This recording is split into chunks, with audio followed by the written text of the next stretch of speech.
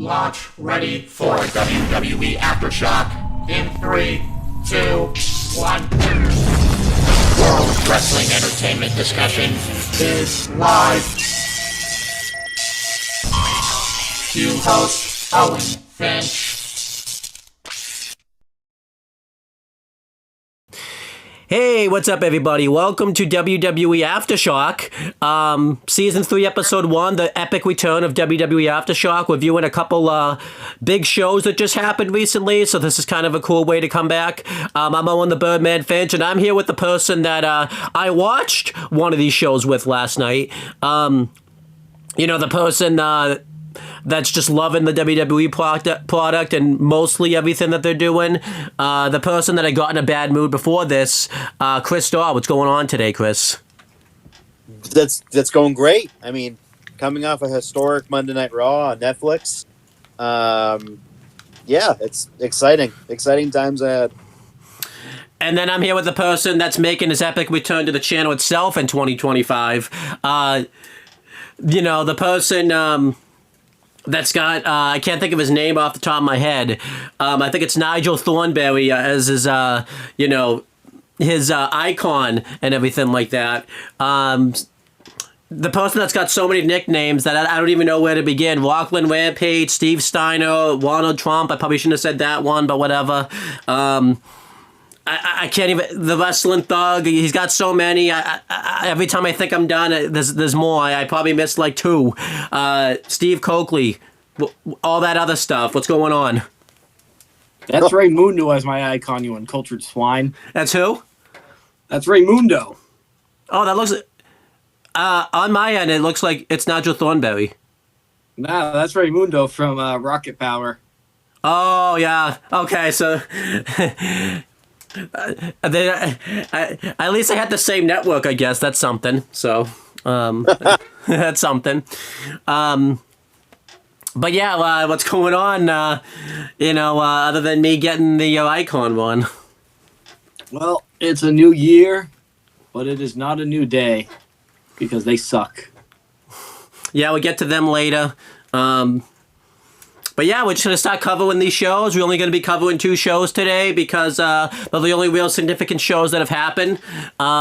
Even though we did announce this in the Shadow Update video, even though we took a big break from Aftershock, this is going to be like a new thing. We're just going to cover the shows like normal.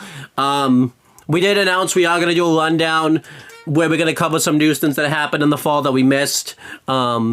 It's just we wanted to start anew, and kind of works that this is the new. But I know you guys are itching to cover the first Raw on Netflix, but we can't do that yet. You gotta wait a little bit, because there's another big show that happened this week, / last week, because it was last Friday. It was SmackDown's first 3-hour episode that happened recently. I'm gonna cover that show first. USA lost out on SmackDown, and they kind of fucked them over last year by making Raw 2 hours and everything like that. So they wanted to get that ad revenue back and everything like that, so they made SmackDown 3 hours. Triple H did go on Pat McAfee's show, and he didn't really give like a timetable of how long SmackDown will be 3 hours for, but he did say that it's looking like 6 months.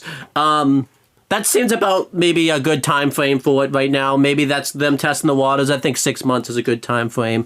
Before I actually cover SmackDown itself, I'll start with Steve. Do you think that's going to be how long SmackDown stays 3 hours for? Or do you think that's just going to be a testing ground and then they'll negotiate with USA Network and see if they can keep it 3 hours for that amount of time?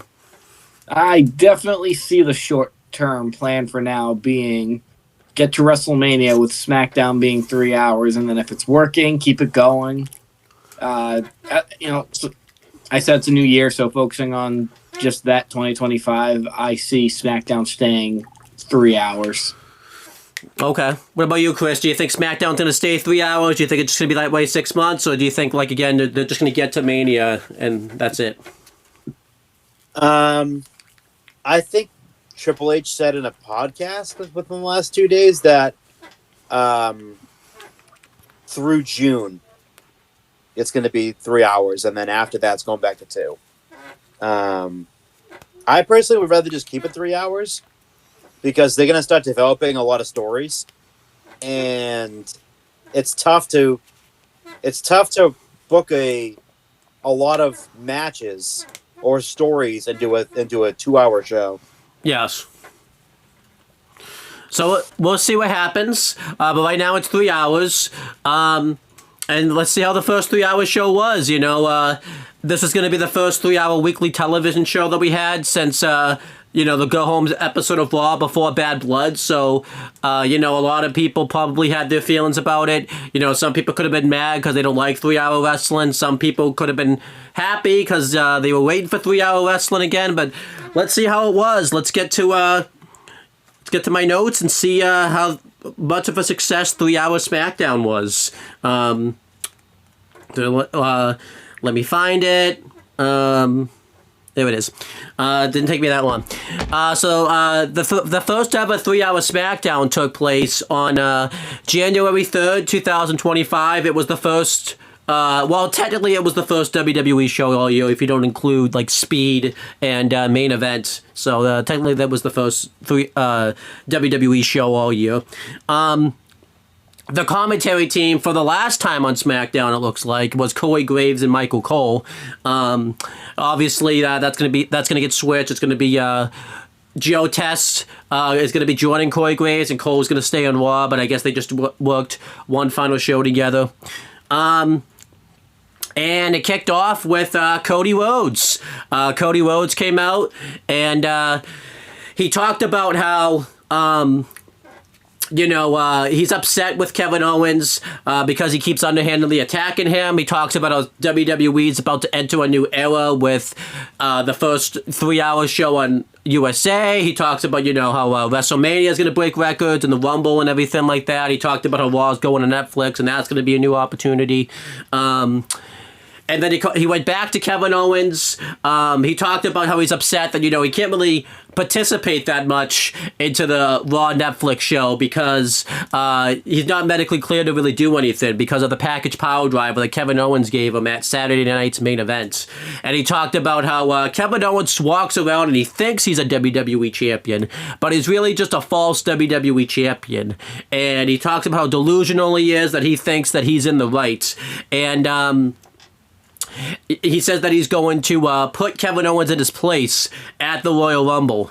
And then Drew McIntyre comes out, and we're not really sure why he's there. Obviously, WWE has a transfer window at the moment. So I'm not exactly sure what they is. I think they explained it a little bit, but obviously this is just being done right now, obviously, to kind of make it so that way Netflix and USA Network can have big stars on their shows. That's the behind-the-scenes version, but the kayfabe thing, I'm not exactly sure what it is. And then... Drew McIntyre comes in the ring, he talks to Cody Rhodes. Before he even says anything, he gives him a hug. And he says that he's not out there to hurt Cody Rhodes. He's out there to help Cody Rhodes because he talked about how Cody Rhodes has done an excellent job as WWE champion. He said that he's been the quarterback of WWE, but he needs to just take the time off. He needs to stop.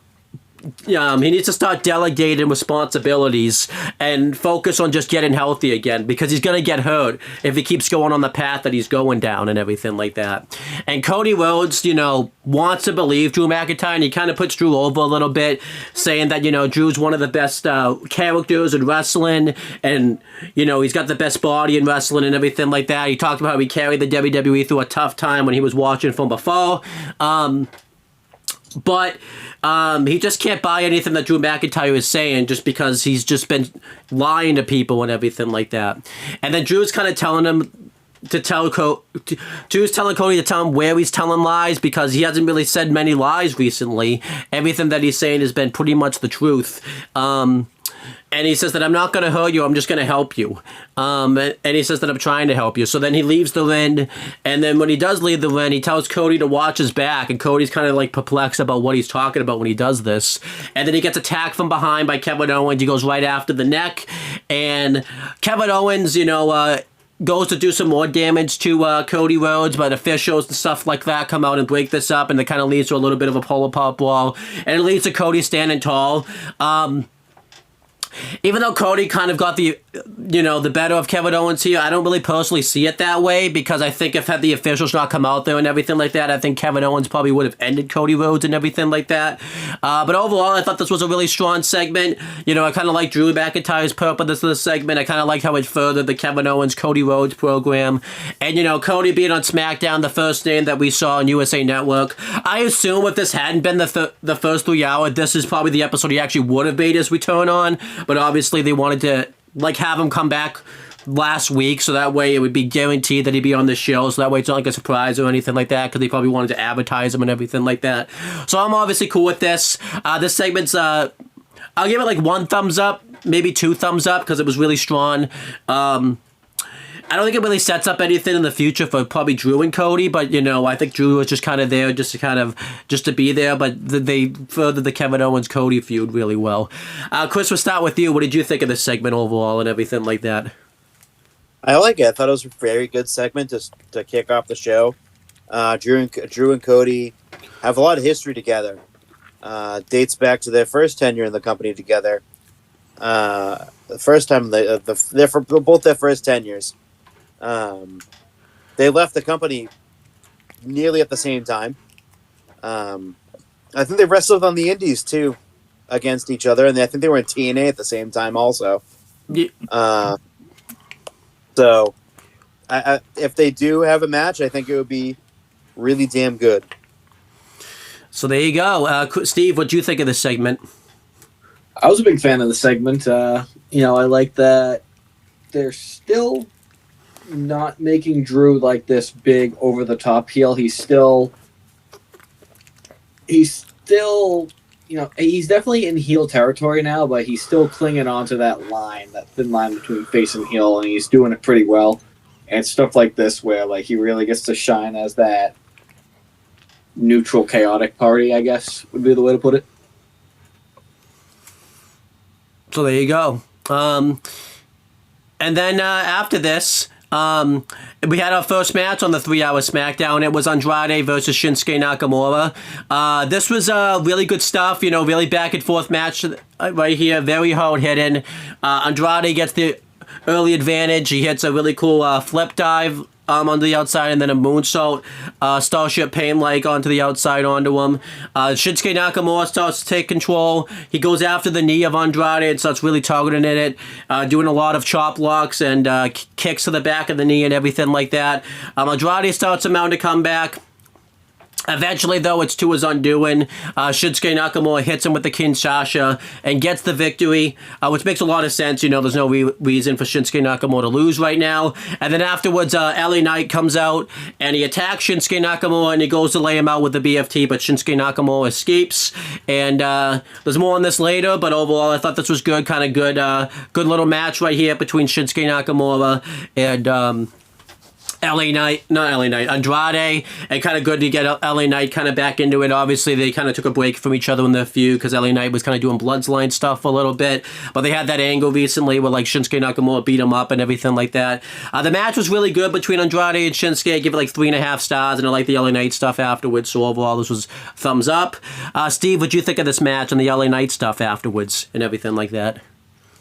I was a fan of it. Obviously they've had some time away with LA Knight being involved in the Bloodline and trying to get his championship back. It's been a lot of back and forth, but it's always been entertaining. I definitely think it's getting to the point with Andrade that he needs to try to think of the words here. They need to stop having Andrade be the guy who just goes out, has a good match, either wins or loses and moves on. Like, there needs to be a little more development for him, I think. Yeah. Now, I'd be okay with, them holding that off till Mania and then him actually acknowledging that, being like, I've been pushing myself, but every time I get close to the title, I blow it. So maybe have him, make a stipulation that, he came back to win and it's not going the way he wanted. So if he loses at Mania, he's going to leave. And then, he can win the belt that way with that added tension. Yeah, I like that. I think Shinsuke definitely fits the mold for what would work really well there, in terms of believable villain for Andrade. Shinsuke's not super over the top right now. He still has his, mist and all that, but I definitely think WrestleMania 41 Andrade versus Shinsuke for the U.S. title is the way the company needs to go right now. Yeah, I'd be a fan of that. But yeah, Chris, what'd you think of this match and the LA Knight stuff afterwards and everything like that? I thought everything that happened after was good, and the match itself was good. I thought no real complaints with it. I thought it was very good. Do you guys have star ratings for this match? Chris, we'll start with you. What was your star rating for the Andrade Shinsuke Nakamura match? We'll give it 3.5 stars. What about you, Steve? What would you give this as like a star rating? Yeah, I'd say 3.5 is fair. Above average. Definitely teasing more to come. Then next, we had a match between Piper Niven with Chelsea Green ringside versus Mia Yim. Good little match right here. This is kind of Mia Yim getting revenge on Piper Niven for screwing her out of the Women's United States Championship. And Michael Cole was pretty hilarious on commentary, just bashing Chelsea Green the whole time. It was pretty funny. Mia Yim got the early advantage in the match. She had a suicide dive onto the floor, but then eventually Piper Niven attacked her on the floor. She had a senton onto the floor, and she used a lot of her high power moves to take down Mia Yim. Mia Yim mounted a comeback, and she had to fight off Chelsea Green and Piper Niven 2-on-1, and then eventually it almost didn't work. Piper Niven nearly got the win with the Niven driver, but it didn't really work. Slash the Piper driver. I don't know why I call it the Niven driver, but that's just what it is. Niven. It's the Niv. She got nuked! And then the finish is Mia Yim hits Eat Defeat slash Protect Your Neck. I don't remember what it's actually called for the win. And then that was kind of it. Not much else happened there. I give this like 3 stars. This was a pretty good match right here. Kind of filler, but it was still good enough. Kind of keeps the feud going between Mia Yim and Chelsea Green, so that's good enough. Steve, what do you think of this match and your star rating and everything like that? I feel like I'm repeating myself. I'm going to go 3.5. And now that I'm actually thinking about it, Mia Yim's kind of in that same position that Andrade's in. Constantly going out there, having good matches. Whether she wins or loses, dusts herself off and convincingly comes out the next week and puts on a good show. But also in that realm of keeps blowing it every time they get close to the belt. So I'm not saying Mia Yim's going to win the Royal Rumble, but Elimination Chamber, I could see Mia Yim at this point being a viable contender to win it as a dark horse entry and have a convincing shot at the title at WrestleMania, possibly against Tiffany Stratton. Okay. I know you have to be more clear now when you say title, because there's more than one single woman's title to fight for now. But then, yeah. So, I could see it though just beating Chelsea Green for the women's U.S. title, maybe doing that at WrestleMania too. That's a nice little story that they could have. But yeah, Chris, what did you think of this match overall and everything like that, and your style rating? I give it 3 stars. It was a solid match. Keeps the feud going between Chelsea and Meechin. Meechin's been featured a lot on TV in the past, few months, more than she has been in a very long time. But yeah, the match itself was fine. Nothing spectacular. I thought it was fine. Yeah, I'm looking forward to seeing where the Chelsea Green and Meechin stuff goes. And then these next couple of segments I'll just cover real quick, and then I'll just ask you guys your opinions on them. Naomi had a video package. She kind of talked about, how she's had Nia Jax's number, and she's going to make Nia Jax pay for all the time she was screwed out of the Women's Championship. And it says that, she's been back almost a year and feels like that finishing her story would be winning that title. She talked about, too, how this is going to be revenge for her since, they know they had something to do with taking out Jade Cargill all that time ago. Nice little video package right here. Kind of too, if this was your first time coming in, it kind of introduces you to Naomi if you hadn't seen her before. So this was kind of good in that sense. And then Pretty Deadly had a backstage segment, and Legado, Delph, and Tasma come up and they get upset with them because they accuse them being rats and ratting them out to Nick Aldis about the fact that they were the ones that took out the Street Profits when that wasn't the case. And then DIY come up and they're kind of putting them over a little bit, talking about how they really like them and everything like that. And, they kind of try to make sense of it, talking about how, there was an open platform for them to step in and get the tag team titles.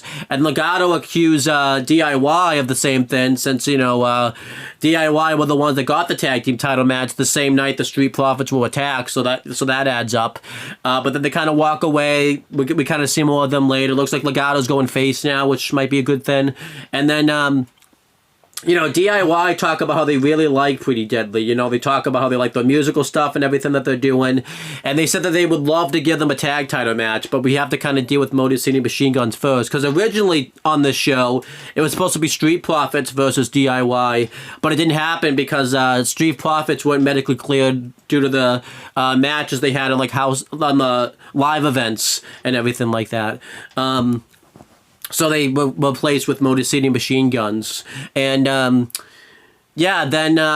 DIY kind of... They don't really tell them to, but they kind of say, it behooves us to, that if we win, because then we can give you a tag title match. So they're kind of manipulated Pretty Deadly to get involved in the match. So we'll kind of see what happens there. And then the last segment before this, this isn't until later, but I forgot that this segment happened until now, so we'll just talk about it now. Motor City Machine Guns have a little video package, and they talk about how Alex Shelley's disgusted at Johnny Gargano because, they helped bring Johnny Gargano into this business, and all his moveset and everything like that were influenced by Motor City Machine Guns, and he feels like he kind of disrespected them, and to get the tag titles. And he talks about how this is something that Johnny Gargano does all the time, how he leeches off of the next hottest thing, whether that's Tommaso Ciampa, whether that's Dexter Lumis when he came back, and he tries to get himself more popular.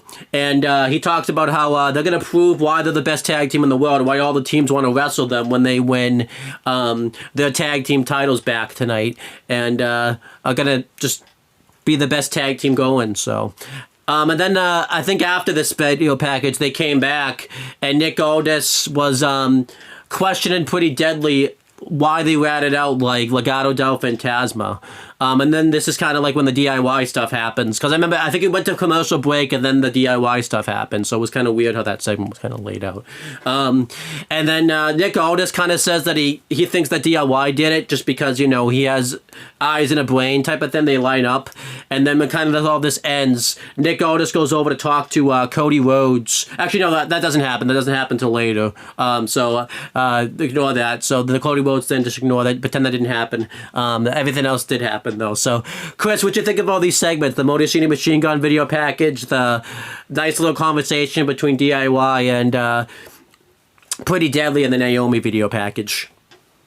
The Naomi video package is all right. But yeah, everything else pretty much just moved along, added more intrigue to the tag team title picture. For sure, there's a bunch of more teams now instead of just the Motor City Machine Guns that are involved. Yeah. So I like it. Steve, what do you think of all these segments that happen right here? I kind of feel caught between a rock and a hard place because I liked it. Because on one hand, I see where it's going. It's probably going in the direction it goes every year for WrestleMania. Hey, who deserves the tag? Who deserves the tag title match this year? And unless your name's the Usos, then you're not going to have a story-driven tag title match. It's just going to be Oprah. You get a title match. You get the title match. You get the title match. Y'all get the title match. Fatal 16-way for the tag titles. Fatal 16-way. And it's happened so many times before you would think, okay, so Steve's sick of it. But no, Steve's not sick of it because every time they do it, it's the most beautiful piece of chaos WWE produces all year for the tag team division because they give everybody a chance to hit their big moves, and then, they'll handpick a few. Okay, this guy can work well, this guy can work well, so everyone's going to hit their big moves, and the intermission's going to be some actually legitimate good one-on-one wrestling. It feels like it's going that way again. My thing I would change, don't do it at WrestleMania. Do the tag title elimination chamber again. Have that be the cutoff. Yeah, I like that. and then maybe hold the Street Profits off until WrestleMania, and really go hard on pushing them as legitimate, one-on-one tag match contenders. I like that a lot. And then the Naomi video package. I think that's the only thing you didn't touch on. It's like any video package, it was good. Nothing spectacular. And then afterwards, Paul Heyman cuts a promo. They showed him backstage originally. He didn't go through the metal detector, which is kind of suspicious. It's a little weird that happened, but we'll kind of ignore that, pretend that didn't happen, even though I just talked about it, but we'll just pretend it didn't happen. But yeah, Paul Heyman comes out, and he talks about how tribal combat is coming up, and it's to determine who the true tribal chief is. And he talks about kind of the history that's been going on since like last year with Roman Reigns and Solo Sikoa. He talks about how Solo Sikoa has been calling himself a tribal chief, but he hasn't earned that moniker, because when Roman Reigns became the tribal chief, the Ula Fala was given to him by a family member, while Solo Sikoa stole it from him. Apparently, we found out how that happened. He stole it from his bag at WrestleMania. He stole the Ula Fala. And, he's been wanted the people to call him the tribal chief, but nobody would acknowledge him as the tribal chief. So he went and got these street thugs like the Tongans and Jacob Fatu to support him, just so that way he could feed his ego and everything like that. All honestly, that hasn't worked. And when Roman Reigns came back, he knew that it was only a matter of time before he got the Ula Fala back, so he did everything he could to try to take out Roman Reigns. But now his past's coming to haunt him now, pretty much. And he talks about how in tribal combat, Roman Reigns is going to take back the Ula Fala, and Solo will have to truly acknowledge him as the tribal chief. And he also says that,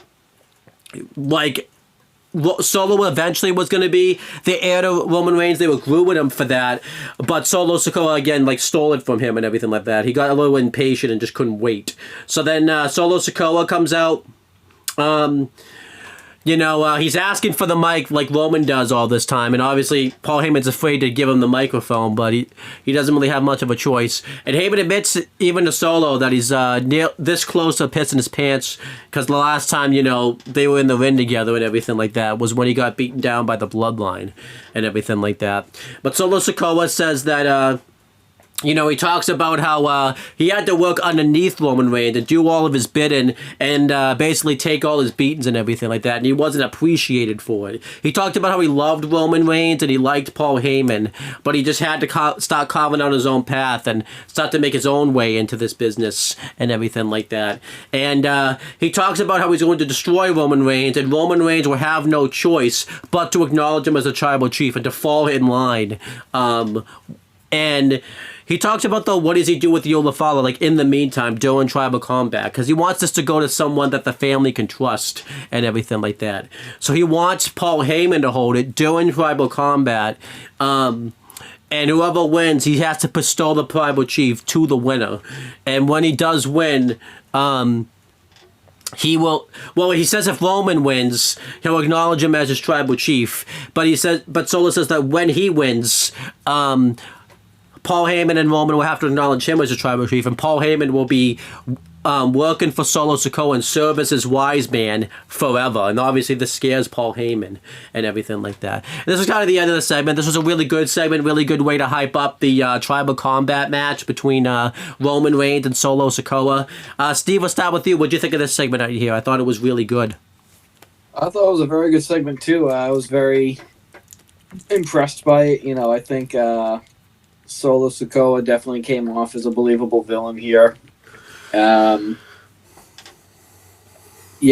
I really enjoyed just the vibes both guys were given. They definitely gave it their all. Solo definitely come a far way in terms of his skill on the mic by himself. He's definitely carved out his own path as his own performer.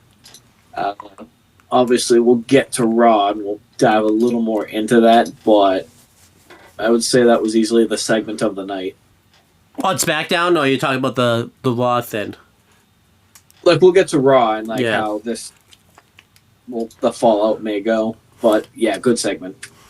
Chris, what do you think of this segment right here? I know you have like a little bit of a bias point on this segment, but it's still good to get your thoughts out there. I thought the segment was great. Paul Heyman was amazing. As we'll talk about in a short period of time, it doesn't happen. Yeah, we found out that Solo Sikoa was a little bitch. He's a little fucking thief. If I may just say, all these years I've thought Brad Maddox was the wrestling thug, when in reality it was Solo Sikoa. You didn't even know who he was all those years ago. I just knew him as the gimmick finally came to light. You finally. The gimmick finally came through. And it was in the hardest. It was in the. In a weird way, Steve is kind of right when it comes to that, because that wrestling thug gimmick led to the hardest storyline in the last few years that he wanted. If he can't be, I'll get to that line later. But yeah, Solo Sikoa, he could be the wrestling thug. He could be. He could be. Yeah, continue, Chris, with what you were saying. I thought the segment was great, particularly from Paul Heyman, not from that other blonde-headed little bitch, the fake tribal chief.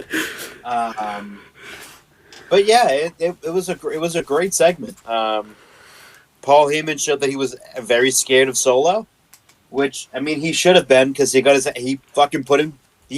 ordered him to be put through a table in Madison Square Garden, and he sold that. And he sold that fear and that terror. So, yeah, I mean, he definitely put over Solo big time. But it's all for naught. It is. Because we'll do it in a little bit. But yeah, so before we get to any of that, though, we have to talk about this tag title match between DIY, who are defending their titles against Motor City Machine Guns. This was a really good match right here. Actually, a great match right here. I really enjoyed this. Both teams went out there and just gave it their all. Eventually, they both have them in submissions, which is kind of cool because, it's the same way that DIY won the tag titles the first time in NXT, back at NXT TakeOver Toronto. So that was kind of cool that they redid that here. Doing all of this, Pretty Deadly and Legado del Fantasma kind of run out and run interference, and they kind of brawl, and the brawl leads to the win, which causes like a no contest. I think it was a no contest, because technically when they fell on both the teams, so it kind of made it a no contest because they were both got like direct contact with each team, and this kind of leads to DIY retaining. I didn't love the finish here. I understand why they did it, obviously, because they want to keep they want to keep Motor City Machine Guns in the mix and everything like that. So this kind of works out really well and everything like that. I'm interested to see what Face Legado will be like. I think we've never really seen Face Legado other than right before WrestleMania 39 when they joined up with Ray. So this would be kind of cool to see them on their own. Because it's a different version of Legado. Yeah, so this will be kind of cool. It will be interesting though, because we know that like Berto and like Los Lotharios, I forget what their name is. That's not Legado. We know their faces, but it's kind of unclear if Santos and Electro have turned, because they seemed a little bit more heelish than Los Lotharios did. So it'll kind of be interesting to see what happens there. But overall, this was a really strong segment right here. Really good stuff. The match, you could just go watch for yourself. It was just one of those great old school NXT at TakeOver matches that we all loved when they were doing that. So I really liked this. Chris, we'll start with you. What do you think of this? I give the match 4 stars, by the way, too. What do you think of this tag title match and everything like that? I give it 4 stars. I think at this point I was in the process of going home from my brother's house, so I kind of missed a little bit of the match. But by the time that I got home, I probably saw about half of it by the time that I got home.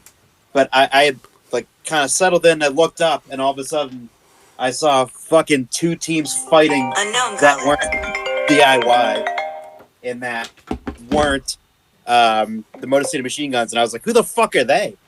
But yeah, it was Los Lotharios and Pretty Deadly. I mean, it's gonna be interesting to see Los Lotharios' faces, because they've never really been faces before. Yeah. Which just seems kind of odd. But I guess if you want to have them feud with Pretty Deadly, then yeah, Pretty Deadly's not going to go face. Right. So, It would make more sense for the Luchadors to go and turn face. Do you think? Do you think? Do you think the whole group of faces or just Los Lotharios? I think it's going to be the whole group because they don't. I mean, unless if they're going to have fucking if they're going to have Santos turn on him, which will make no sense. Right. But I just I mean, I could see Elektra turning on them inside of a Pretty Deadly though. That's something I could see them doing. I like that. Yeah. But overall, like I give the match 4 stars. It was a really, really good match. Again, it saves Motor City from suffering another loss. Yeah. So it kind of saves them in a way, and they kind of did it like, cheaply. They won the match at a no contest, which is cheap. I mean, they're heels, so it makes sense. But overall, I thought the match was very, very good. Steve, what do you think of this match and everything like that? Also a 4-star rating from me. It was a wonderful match. I actually am happy to see that they're going to turn, look out to the Phantasma face. They've been heels for a while now, and they're just filling a role. I'm hoping, maybe they're doing this to be like, okay, let's be real, you guys are going nowhere as heels, so let's turn your face, and we'll see if that goes somewhere. That's my logic behind it, and, they're off to a good start. All right, so there you go. I like this. A couple of quick segments here. Then I'll ask your thoughts on Sami Zayn was backstage. He was hyping up like the Usos and everything like that. They were getting hyped up because they were going to face the Bloodline later on in a 6-man tag. And when Sami walked away, Kevin Owens bumped into Jey Uso or Jimmy, I forget which one. And he kind of Jay.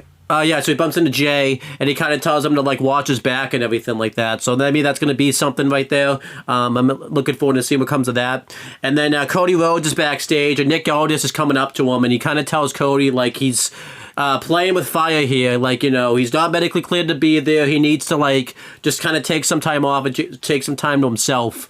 And Cody just doesn't want to take that time. He wants to be the quarterback. He doesn't want to miss like Raw being on Netflix or any of that. And he's gonna put Kevin Owens in his place, whether Nick Aldis likes it or not. So these are good. These are both good segments right here. Steve, what do you think of these segments? I like them.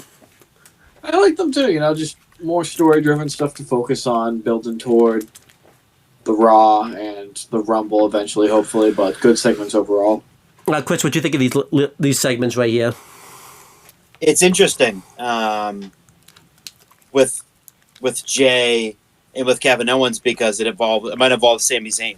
Yeah. So we'll finally find out what Kevin Owens thinks about Sami Zayn being back in the Bloodline after they had spent the better part of the previous year fighting them and fucking brawling with them. It's going to be very interesting to see that. I do think that's going to be saved more. Maybe that's a WrestleMania match. Kevin Owens and Sami Zayn. Probably the last time, I would say, because they've wrestled 7 quintillion amounts of times. Absolutely. So, and that's the gift that keeps on giving. They've never really had a bad match either. So even going back to the time in Ring of Honor, so that's never really an issue. It's just they've done it so many fucking times. But it's definitely going to be interesting for sure. Because of the fact that KO was kind of like not friendly with Jay last year, but like a little bit on his side. So it's interesting to see like what might happen there.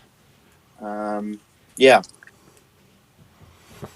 And then we had the next match. It was a women's championship match. It was Nia Jax defending the belt with Candice LeRae inside versus Naomi with Bianca Belair inside. There was a backstage segment before this between Nia Jax and Candice LeRae where they were wondering what Tiffany Stratton was, because obviously Nia Jax had some hurtful things with Tiffany Stratton like the week before and everything like that. So they were kind of wondering what was going on there, and they just kind of like... They kind of hand a little bit. Yeah. In that segment. But yeah, so we had that happen, and then We had this match here. It was a very good match right here. It was very clunky in the beginning and kind of a little bit towards the end, but overall I thought they worked well together. Naomi hit some really cool dives in the match. Nia Jax looked pretty strong in this match with a lot of her power moves and everything like that. Eventually, Candice LeRae interfered when Naomi had the match won and put Nia's foot on the rope. So this led to Bianca Belair kind of attacking her. They got into a brawl and Nia took her out. And then eventually Nia Jax won with the Well, before that, Tiffany Stratton's music hits and she runs out with a referee as if she's going to cash in.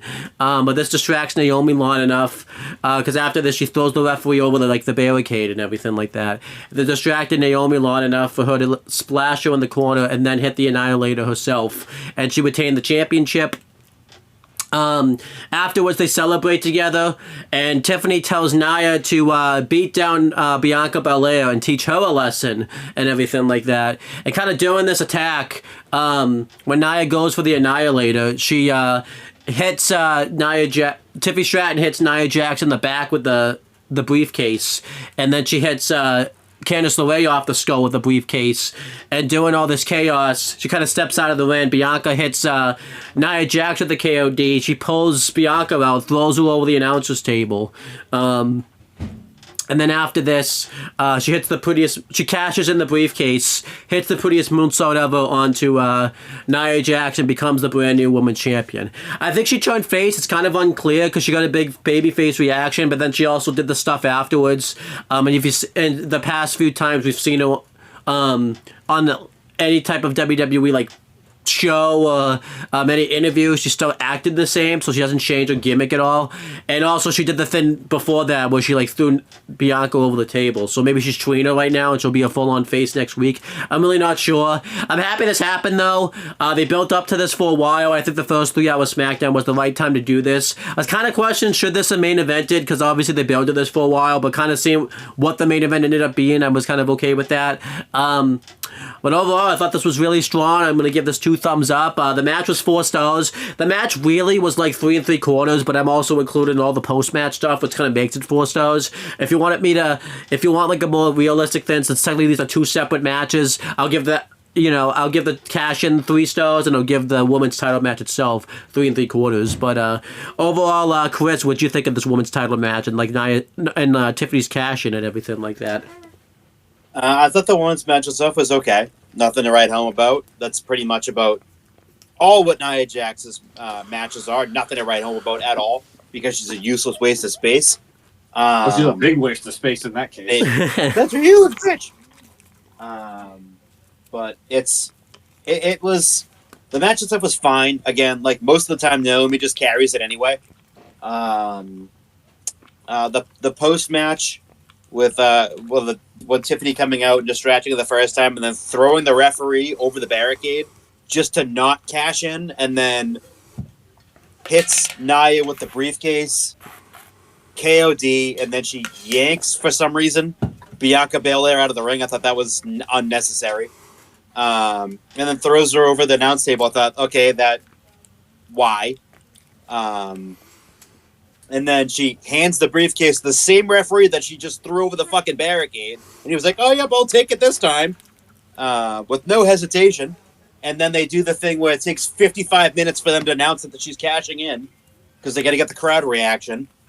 And now Tiffany hits the moonsault and wins. And I was like, finally, the reign of terror is over. One of the most boringest reigns of a women's champion in the history of WWE has finally come to a conclusion. Yes. It's finally fucking over. And in doing so, they finally fucking pulled the trigger on this Tiffany Stratton face turn, which she desperately, desperately needed.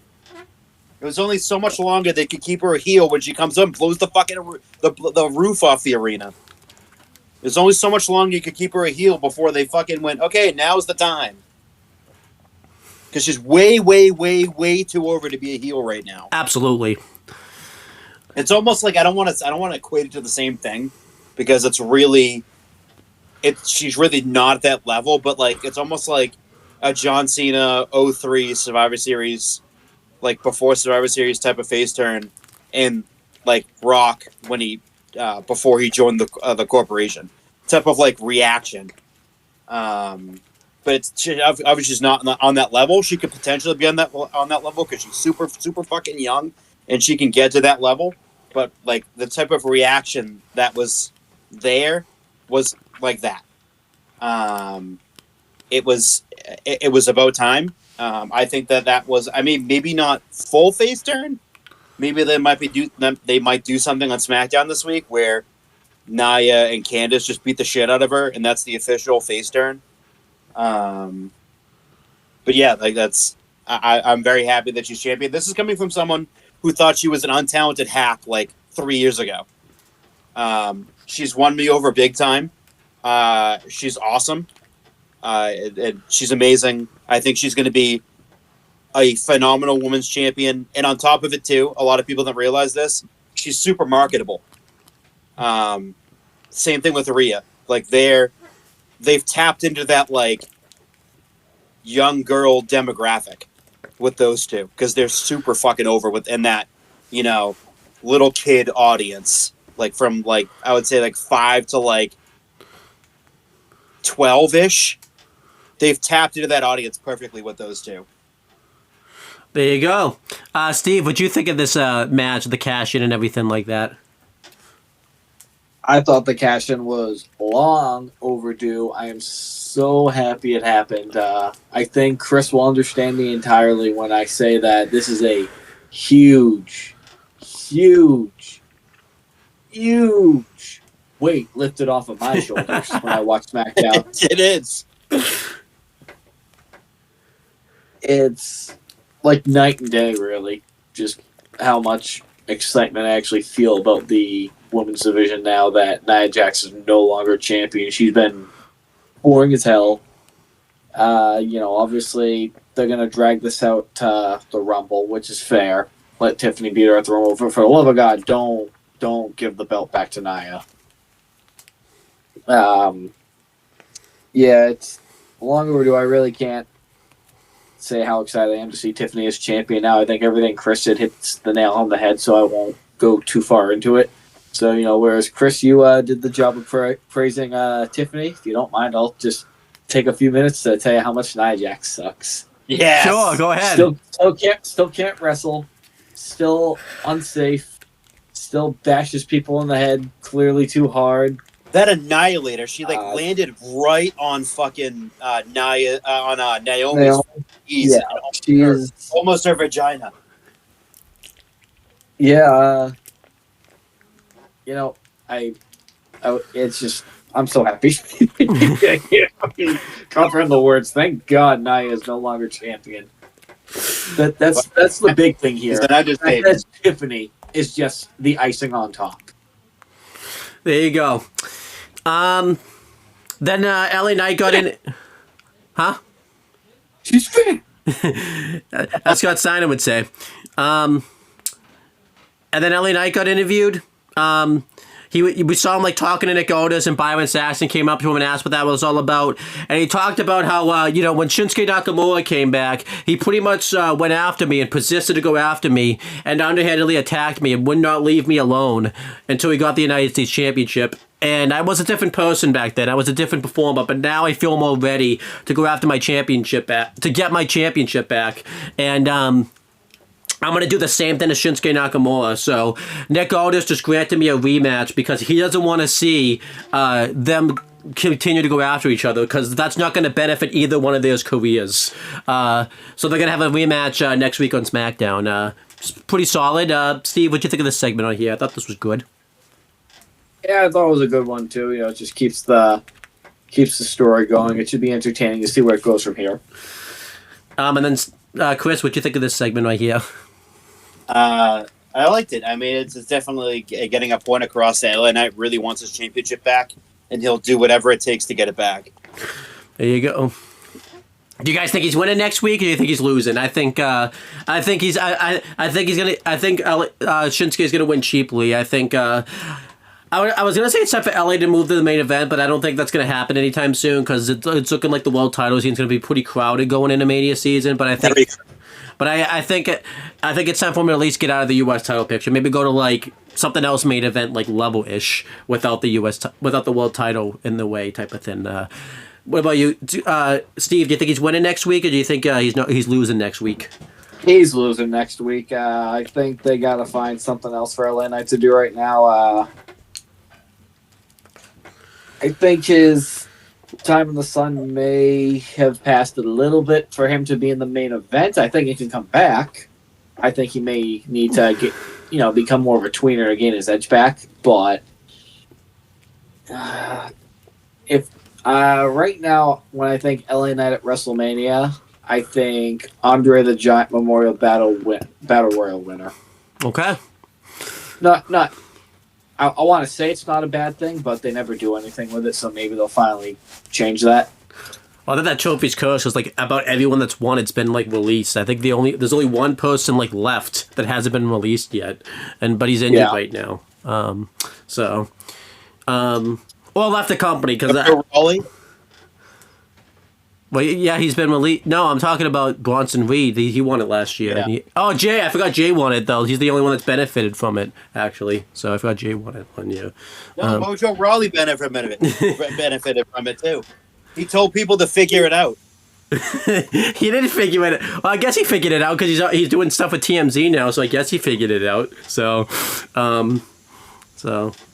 It's funny, Jinder Mahal benefited more from losing that match. He was the runner-up, too. Yeah. I mean, Chris chanted on that SmackDown, test Jinder. They tested him all right. That was a big test they did with him. So right to the top.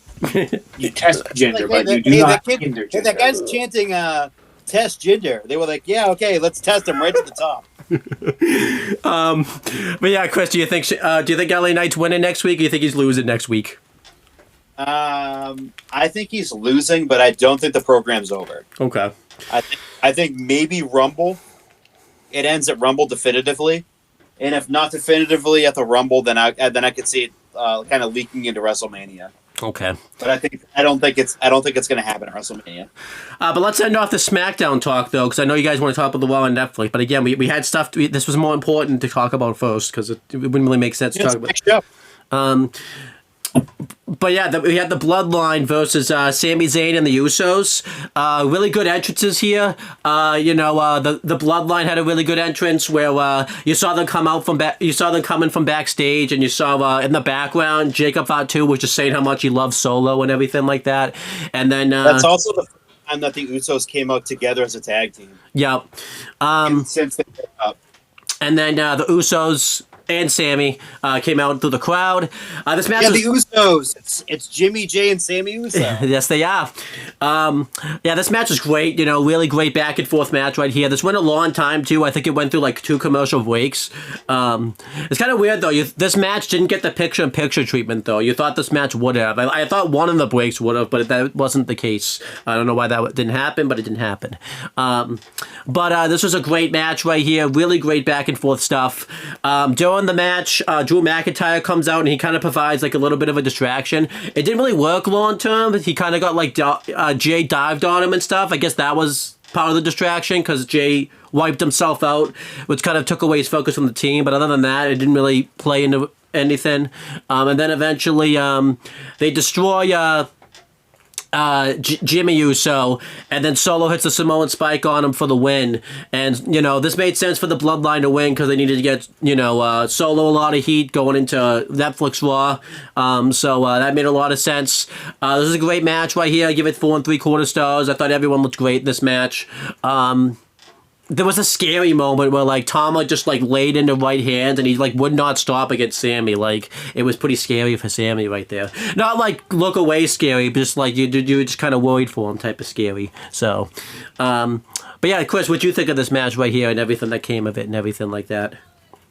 I thought this match was great. I thought the entrances were great. I thought it's just I'll keep saying this too.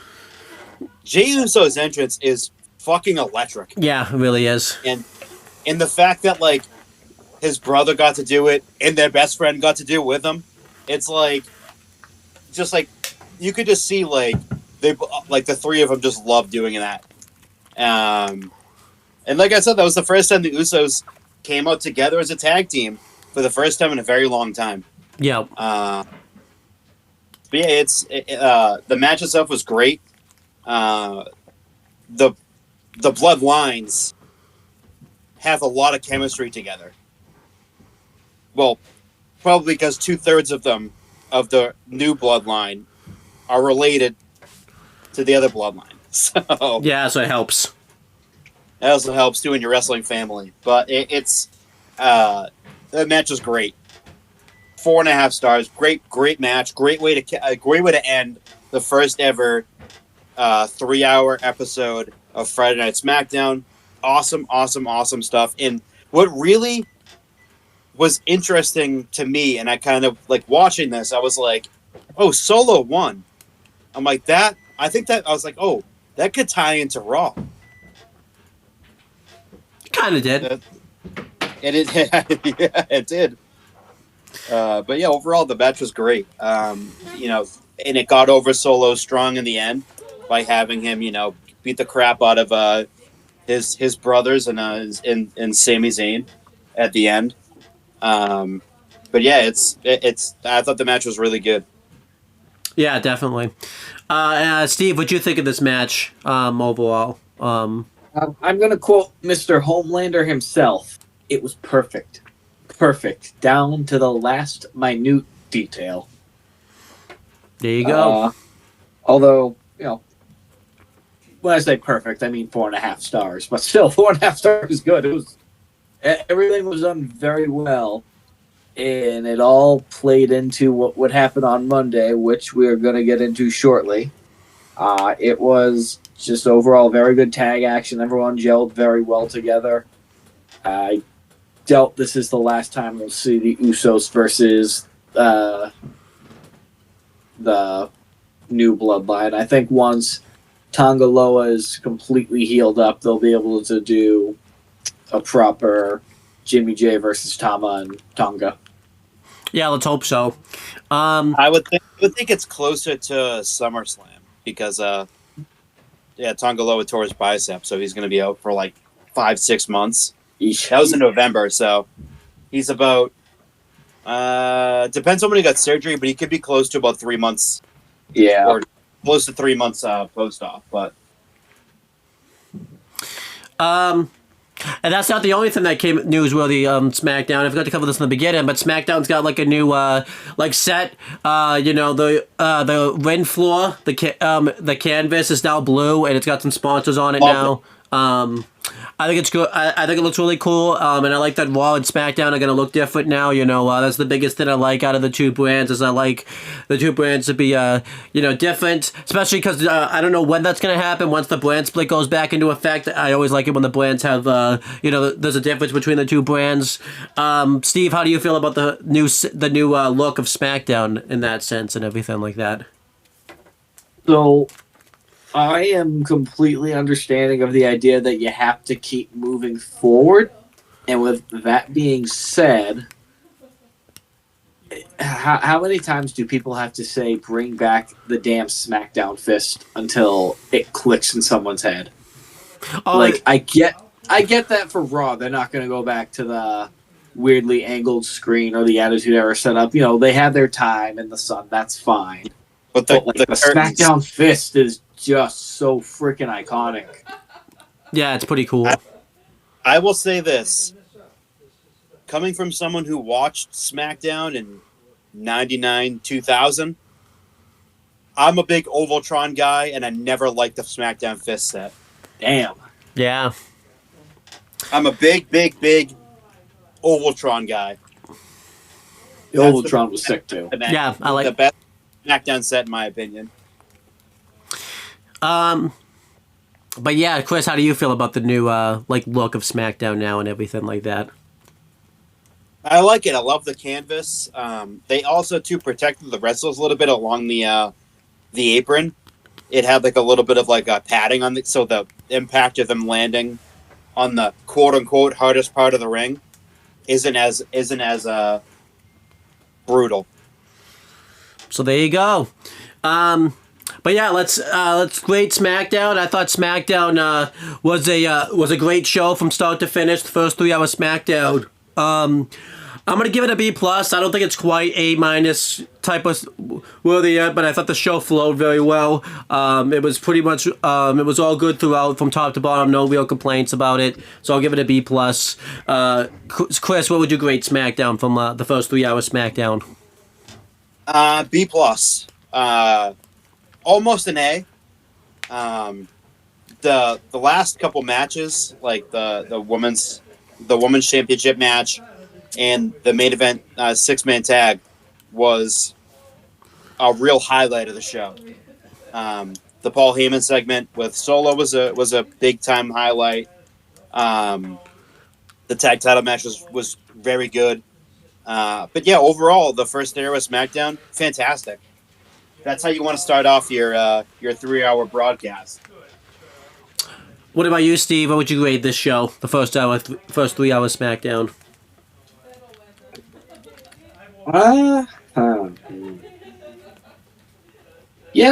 B plus. I was between giving it an A and a B plus. I think I'm gonna go B plus because there's always room for improvement. It feels like that improvement's going to be reached pretty quickly. It wouldn't shock me if the next month's worth of SmackDowns are A's. Yeah, definitely. Only time will tell, though. But yeah, we have to cover Netflix Raw now. It's the show that Chris has been excited to talk about. Chris, you want to take us through the first ever Raw that took place on Netflix? Oh boy, would I ever. So, Raw took place from the Intuit Dome in Inglewood, California, which is just about 33 minutes away from Los Angeles, California. It's the home of the Los Angeles Clippers. They had just moved in there in October, September-ish time frame after they were sharing the Staples Center. I don't even know, the Crypto.com Arena is what it's called now. They shared that stadium for a very long time, and now they have their own stadium, and that's where Raw was held. It's a state-of-the-art facility that the owner of the Clippers, Steve Ballmer, he was a part of Microsoft, so he's a fucking billionaire. He was very hands-on with this build, and it's a spectacle. If you go and look through like the stages of being built, I think they did like a tour just after it opened up. Like the place is incredible. But Triple H is in the ring. They do the cold open first. They had this curtain set up in the middle of the ring that covered the ring entirely, and Triple H was inside of it. They do the cold open. They put the cold open on the curtain. Fireworks go off. Boom. Down goes the curtain, and then Triple H is in the ring. Crowd goes crazy.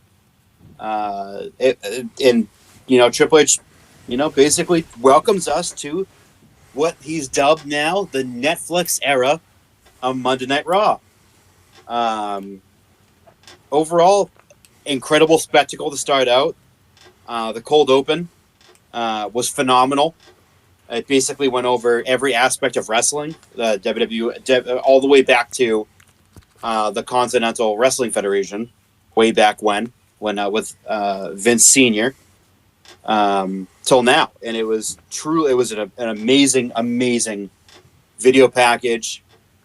I truly recommend, if you didn't get around to seeing it or want to watch it again, it's on WWE's YouTube page.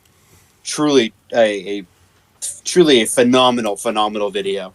Do you want to tell the funny story that you have about that? Because there's something that happened. We did some a couple of minutes before the actual show started. That you felt like an idiot when we started the show. You want to mention something funny? So we watched the cold open.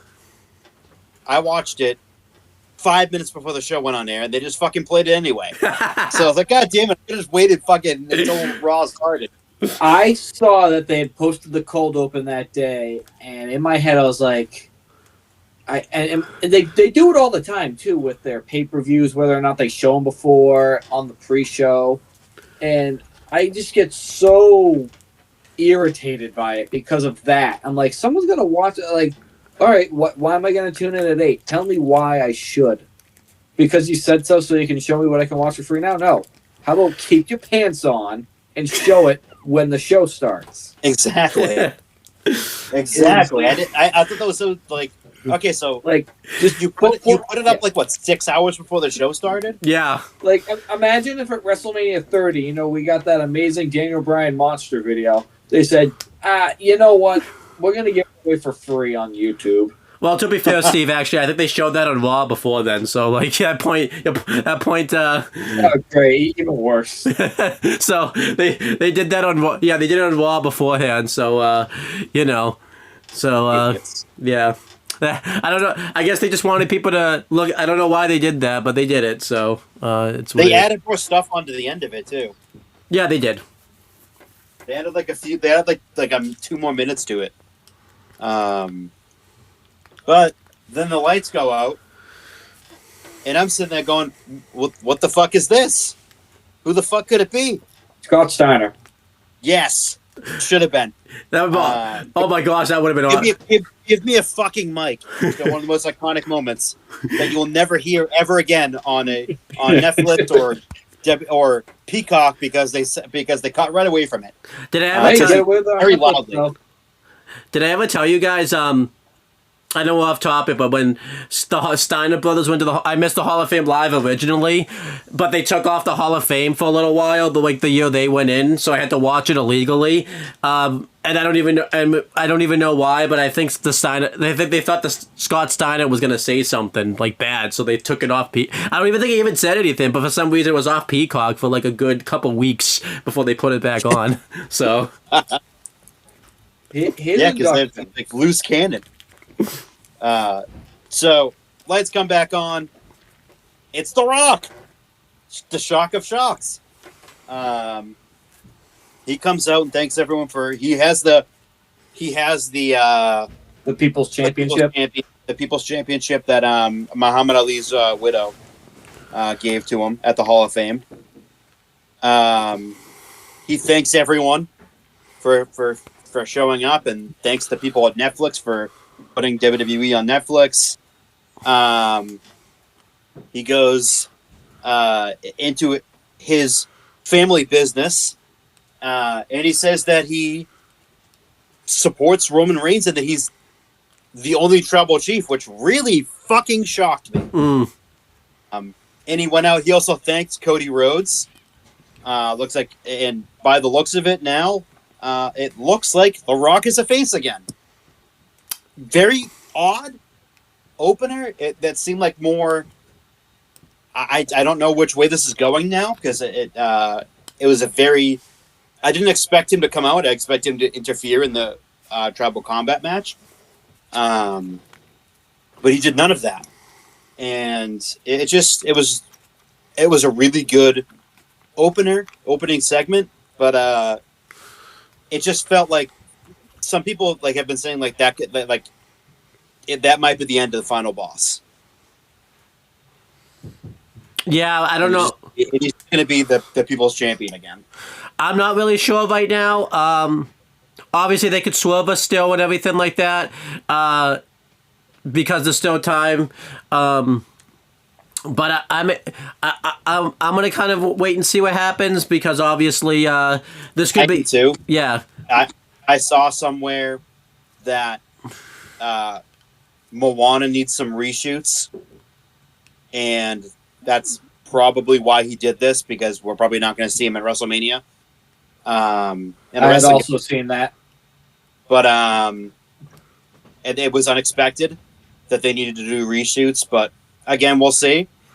Everything's really up in the air at this point with The Rock. He's saying he's going to be there in wrestling, and 17 other journalists are saying he's not. I don't know who to fucking believe. I don't know if he's kayfabing us or not. I don't know.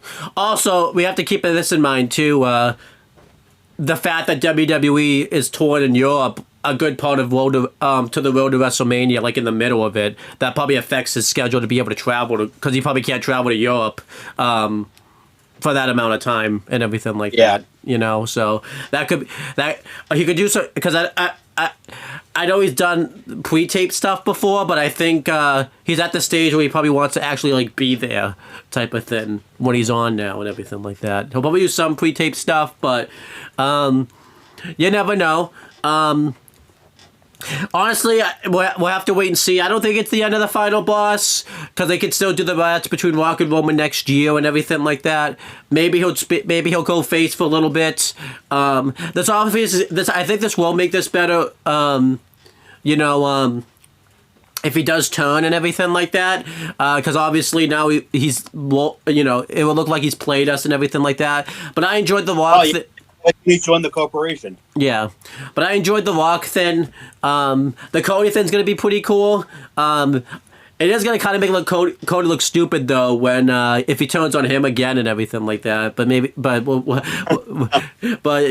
whatever. It might make Cody's turn better because everyone keeps turning on him. So, but I like this opening say, and I liked the Code open and everything like that. So, Steve, what'd you think of all this stuff? I thought it was. It's conflicting because I thought it was great. I thought it was amazing that it happened, and then afterwards I was like, it just benefits everything in WWE right now more for The Rock to stay the final boss, stay the path, and be the villain. But it was still a great segment. Like, I'm not saying it wasn't. It's just I'm very conflicted now on like where they're trying to go with his character, or if there's going to be a character. Because if not, then because the match between him and Roman is still a viable option for WrestleMania this year. So why not go for it? Yeah, if he's available. It's an A+ segment, yet here I am, kind of in my head being like, it's an A+, but. Until proven otherwise, I can really only give it a B+. That's fair. Yeah, that is true. It's very much left okay, what's next type of thing. Like, okay, what's he doing? Which I'm fine with, but it left too much of one. Yeah. It's going to be very interesting, but at the same time, that just screams to me that it's the end for that character potentially. Yeah. And then Solo's music hits, and I was like, "What the?" I'm like, no one asked for you. Okay, don't come out. But to my fucking surprise, and it was the right move. Trouble Combat kicked off the show. It was Solo Sikoa versus Roman Reigns with Paul Heyman at ringside holding the Ulafala. Chad Patton was the referee, and they had. I think this is the aesthetic going forward. Very gray was the referee attire. It's very weird. It didn't really suit like Monday Night Raw at all. It was very gray. It was just very odd color scheme and choice. But this match was excellent. Great way to kick off the show. And it was Roman Reigns' first Raw match since July 25th, 2022. It's been a long fucking time since this man competed on Monday Night Raw. Yeah, long time. For the beginning portion of the match, dominated by Solo Sikoa, as to be expected. Roman got his ass kicked. Not very often in the last 5-6 years or so, we see Roman Reigns be a little bit vulnerable, and get his ass kicked a little bit. Very rarely did that happen in this Tribal Chief era.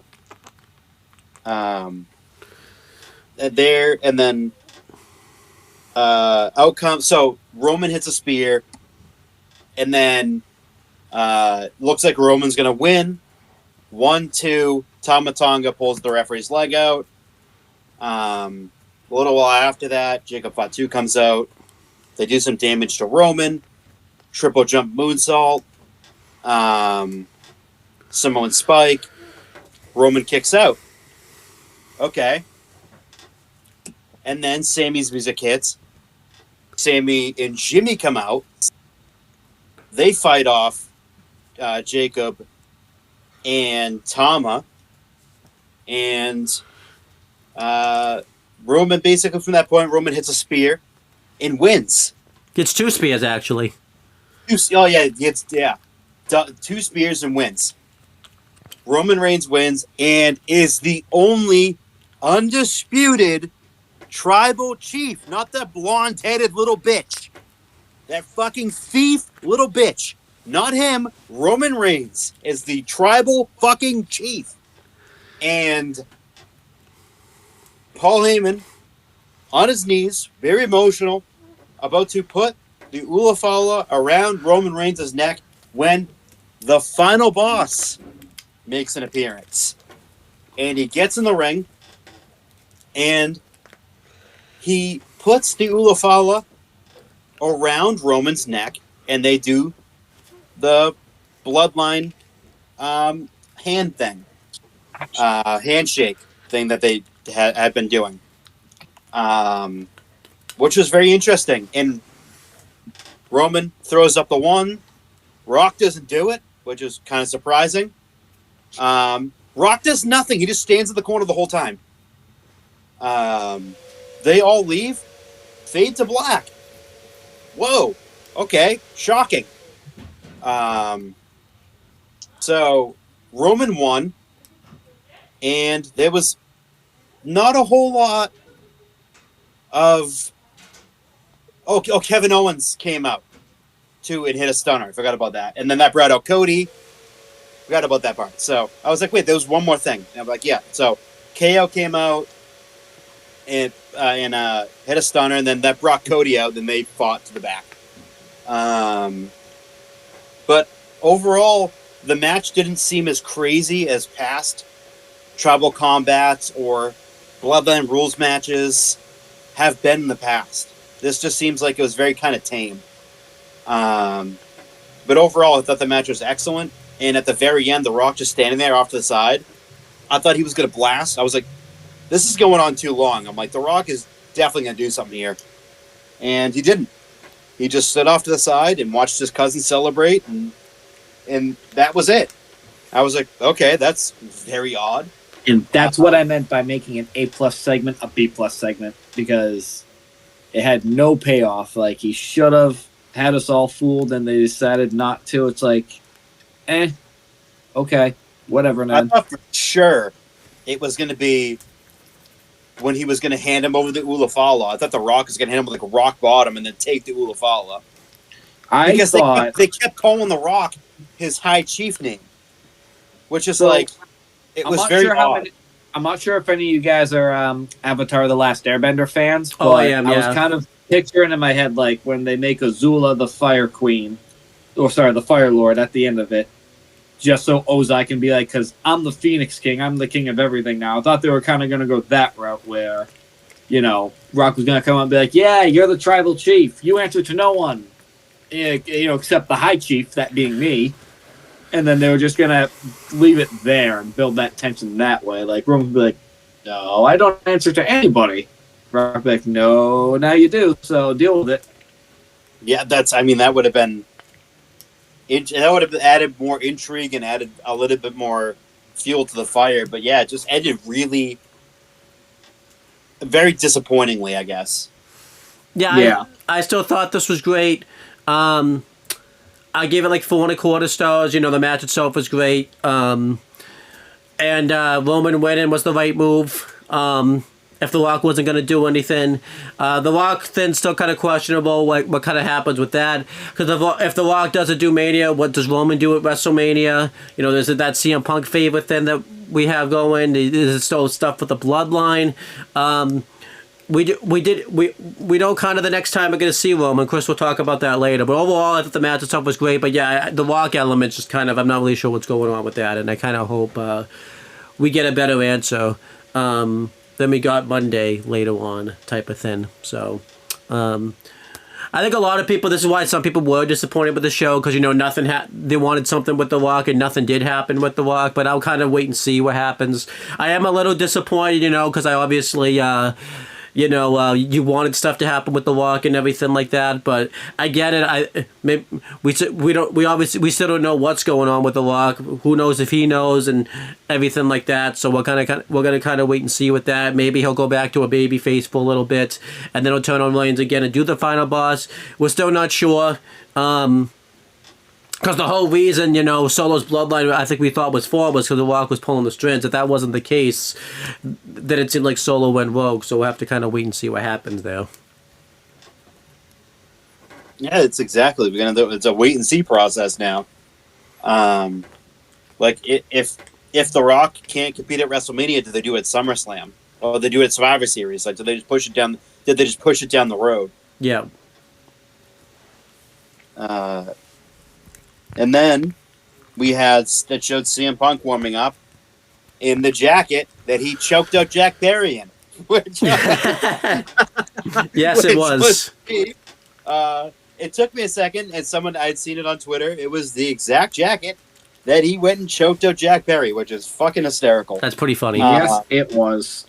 It was awesome. So then they cut to the commercial break, and then they come back from commercial break, and they show the masked segment they've been doing, and in the fucking mask, it shows the words Penta. Mm-hmm. I wonder who that could be. I wonder. It's obviously Brad Maddox trying to reclaim the Wrestling Thug title from Solo now. That's it. Oh yeah, his name's Penta now. I think I know what Steve wants Solo to do at WrestleMania. Either he wants him to team with Brad Maddox, or he wants him to face Brad Maddox for the title of Wrestling Thug now too. El Wrestling Tuge. Brad Maddox. El Wrestling Tuge. I do have to ask, by the way, if Solo loses that match, what is Solo then? If he's not the Wrestling Thug anymore, like what happens to him if he loses the Wrestling Thug match then too? Like he's got nothing. Like that's it. He retires. He goes to AEW. My God, it's what do I call him? It's Duo Sikoa.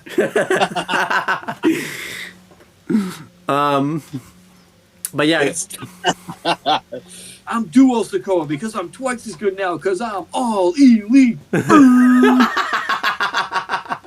He's the. Tony would make him say some dumb shit like that too. Yes, he would.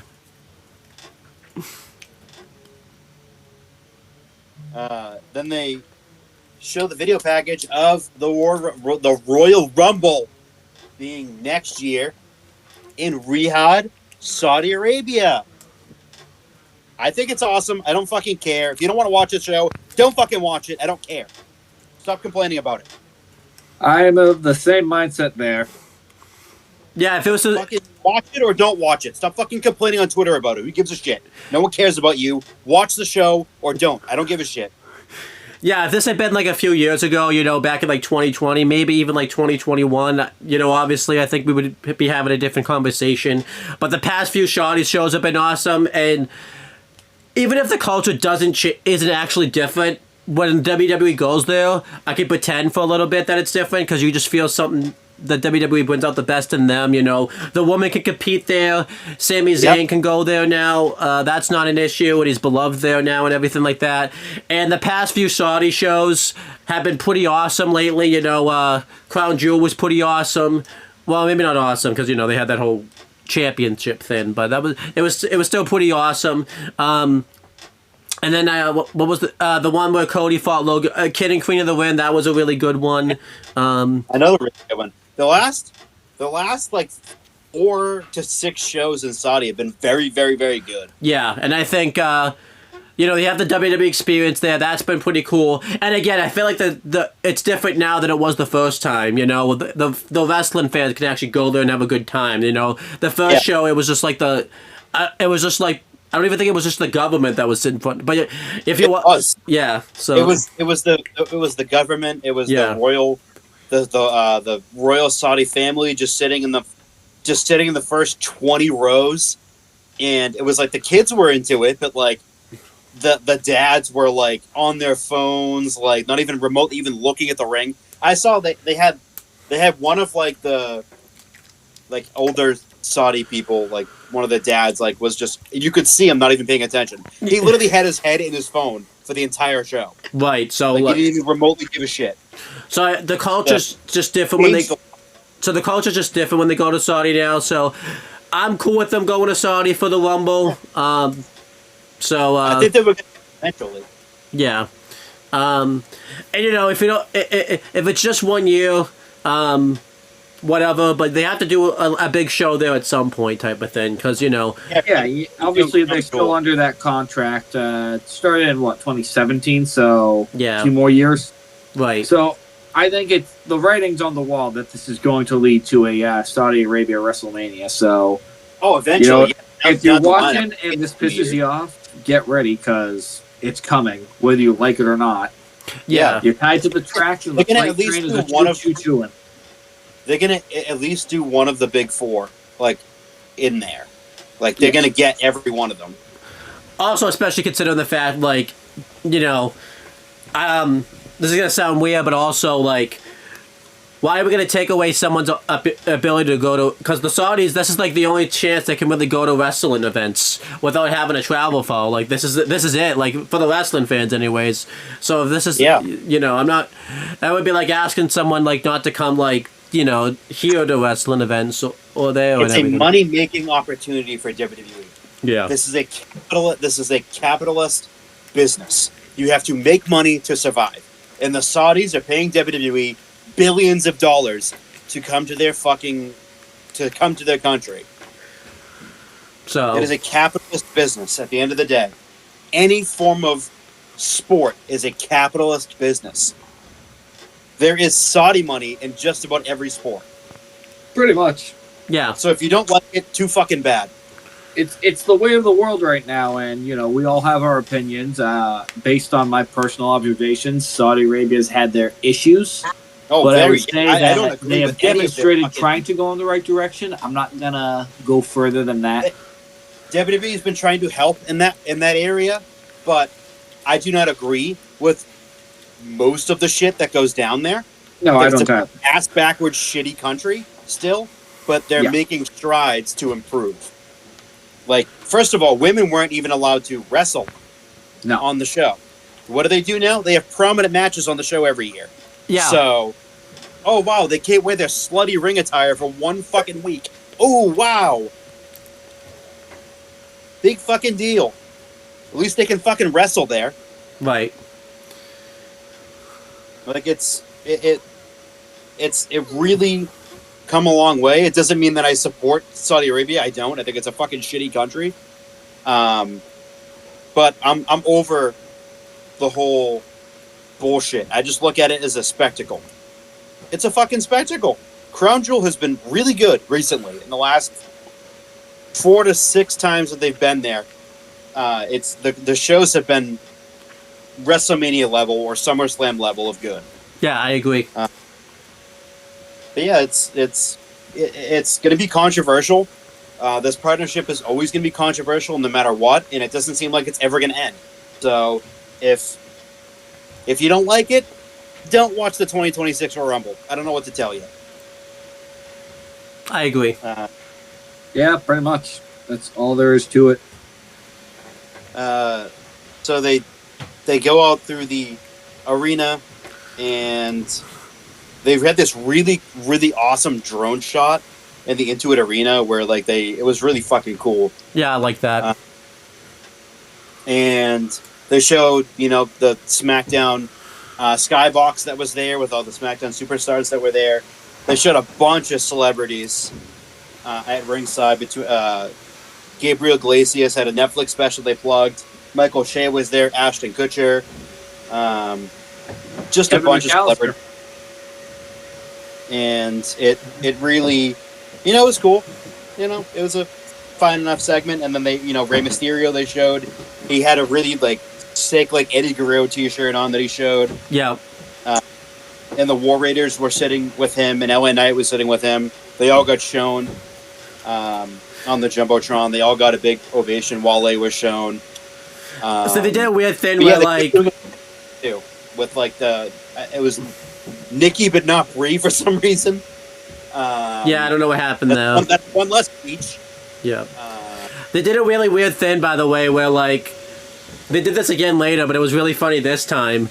Because they talked about Wale before, like, they showed him, but then they showed, like, Ray and the War Raiders, like, first. And then, like, they showed Wale, and then they went back and showed LA Knight. And this was funny, because, like, you already saw LA Knight, like, sitting next to Rey Mysterio when they were, like, showing Rey Mysterio. So. It's very weird. And they showed, Bill Simmons, too, was right next to Nikki Bella, and he held up, like, a Celtics thing, which was fucking awesome, because Bill Simmons is a Boston guy. So that's awesome. That popped me big time.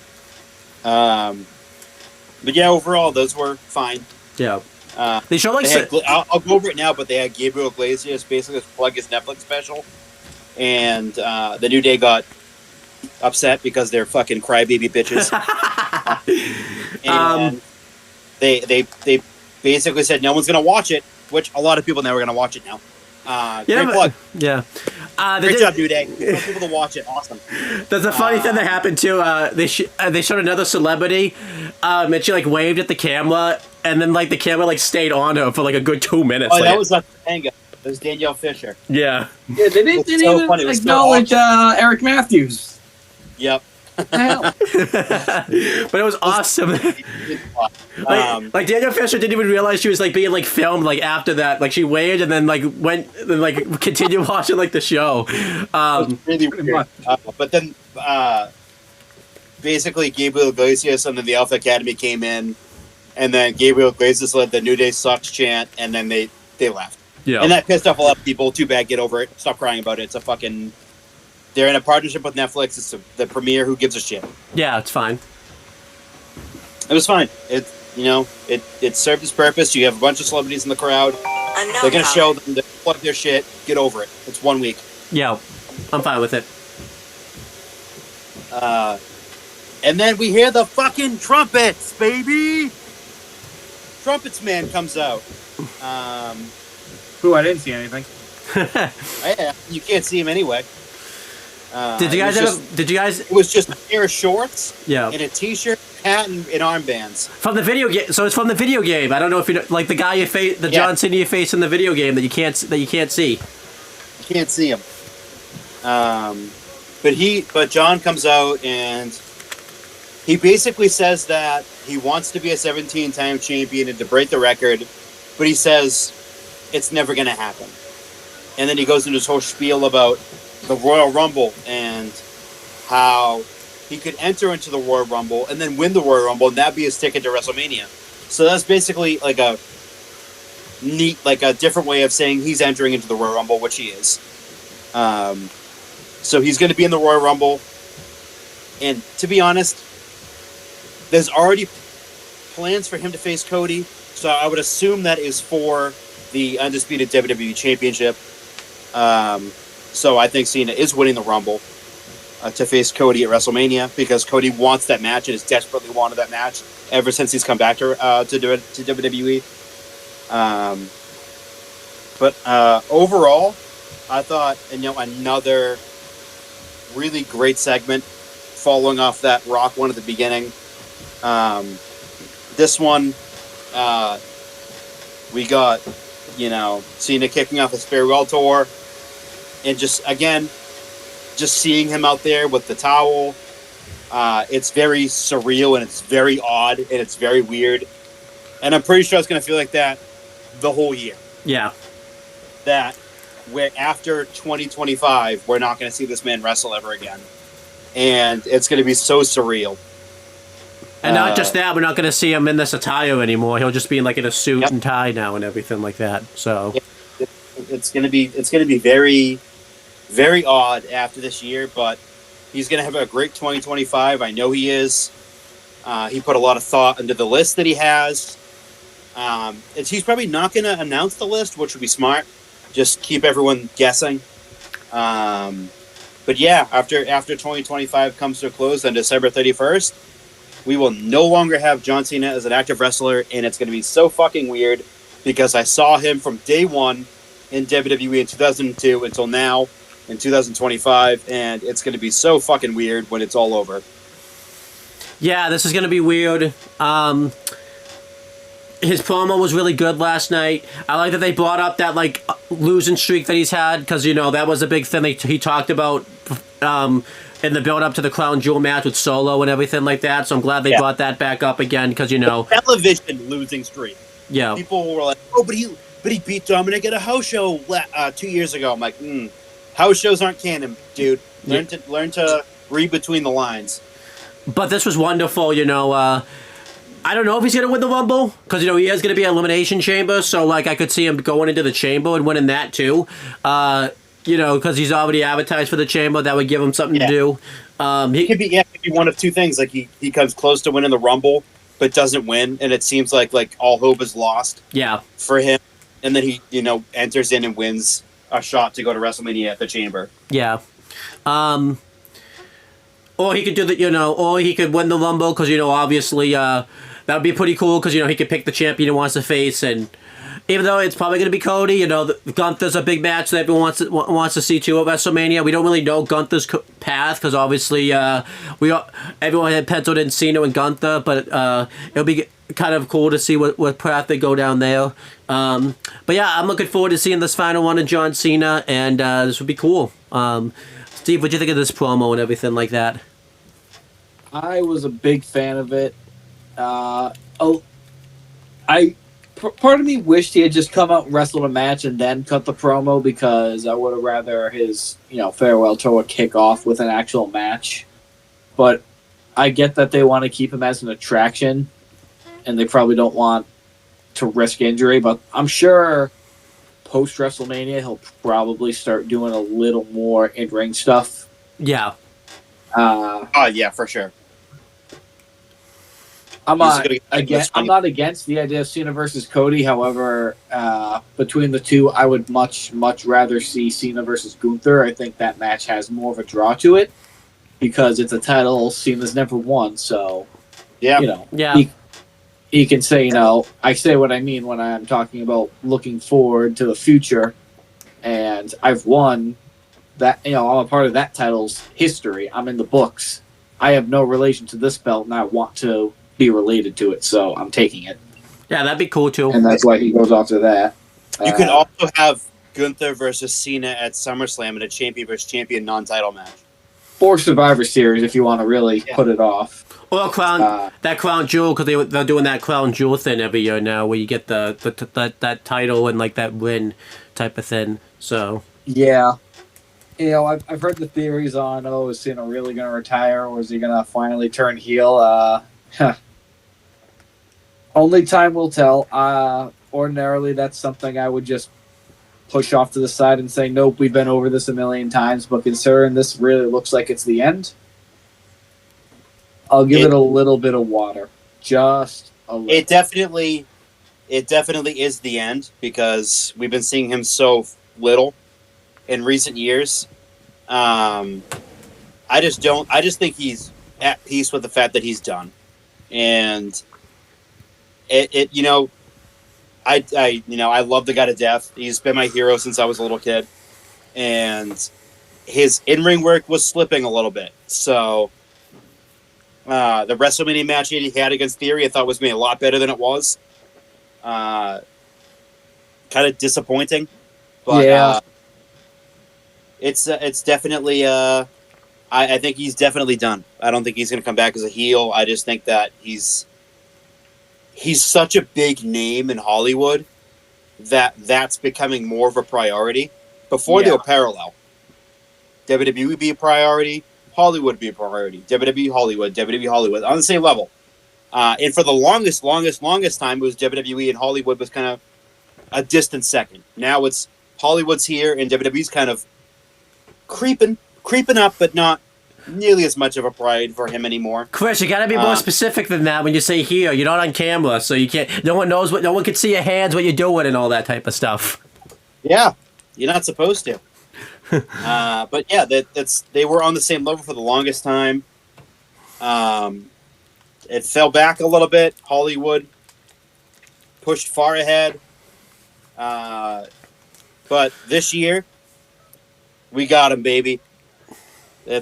Hollywood's taking a back seat because if it wasn't his last year, if he was playing up to the crowd that it was, and then he came back as a heel, I think it would diminish him big time. I have heard that I wouldn't he is I wouldn't taking doubt it. a lighter Hollywood schedule for 2025. I wouldn't put it against him because he wants to go heel. He's wanted to go heel for over 10 years now. I wouldn't put it against him, but my gut is saying he's done on New Year's Eve, 2025. And I don't think he's going to go heel doing this last one. Since it's his last one, I think he kind of wants to be a little humbled and everything like that. But we'll see. You know, maybe, I don't know. We'll see. Maybe he will go heel. I wouldn't put it past him, but I think this run's a face run. Yeah. I think it might be the last. If he does fool everyone, I think this run as a face, it would be his last run as a face before he, dupes us all. But yeah, so they show the Logan Paul vignette where he says no more bullshit. I'm coming into this full time. This is the beginning of the Logan Paul era. Very much like that because we haven't seen him since SummerSlam, and he went on paternity leave after him and his fiance Nina Agdal had their baby. So they went a little bit of a vacation, and then Nina had the baby. So he said that he said that he was quote unquote retired. No one believed him. But yeah, so he's going to be back full time now, and it's only going to be looking up for him, I think. I think so too. I'm looking forward to seeing what he does. And they showed him at ringside, and he's a cocky, arrogant motherfucker. So that's what he is. That's what he's always been. I feel like this is going to be a fruitful year for him. It's going to be very interesting to see where they go. Yes, but Steve, what do you think of Logan Paul being back and everything like that? Yeah, I mean, I saw it coming from the second he said he was retired on Impulsive. I just looked at him like, you are so full of shit. Fucking complete. As for where he should be at WrestleMania, if you pay attention to some things that happen outside the WWE, there is an idea floating around that he will be competing against a WWE Hall of Famer, perhaps, Mr. Mike Tyson. That'll be interesting, I guess. We'll see. I think them in a wrestling ring, after what just happened with him and Jake, makes more sense than him in a boxing ring because all Mike Tyson proved is that no matter who you are or how good you were, the Sandman comes for us all, and age catches up to everybody. Big time. In the WWE, they can magically make the Sandman piss off, and they can do what they need to do to get a good match out of. Yeah, they probably could. Yeah, I would even take the risk and say to have a repeat of WrestleMania 2 where you have the boxing match, kind of like how Piper and Mr. T had it. Obviously, that one, if you've seen it, wasn't great, but this one, you just learn from that. Have it be semi-realistic, and then obviously at some point, I would actually have Tyson start biting his ear. Yeah, and then they just start brawling. This is awesome. You've sold me for some reason. I don't know why, but you sold me on. You have like Jake run in and they're double teaming him. And then maybe like someone like Sylvester Stallone hops oh, this is the awesome. barricade. I love this. Jesus Christ! Like you go die in full, the ring. you just go full boxer. It'd be just the most wild shit to see in Vegas, but it'd be funny. This is awesome. I'd be like Sheamus taking a world's strongest slam off the fucking top rope and killing him. Or like when he booked the Undertaker to get like brass knuckles, Butcher like Brock.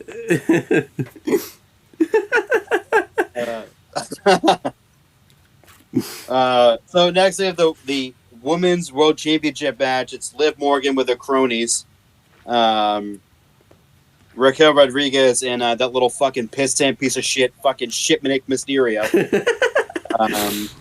No, which, Fucking I, Creepa question, McGee. which one was it that we saw? Tom or Nick? I don't know. I think it was Nick. That could have been Nick. And then Rhea comes out and blows the roof off the place. They come back, and then they show more people in the crowd.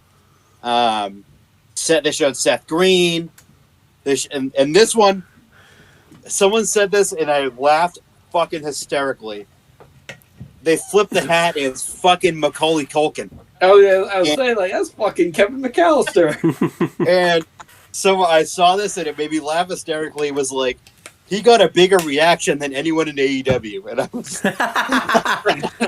It killed me. Oh my god, that was so funny. He got a massive, massive reaction.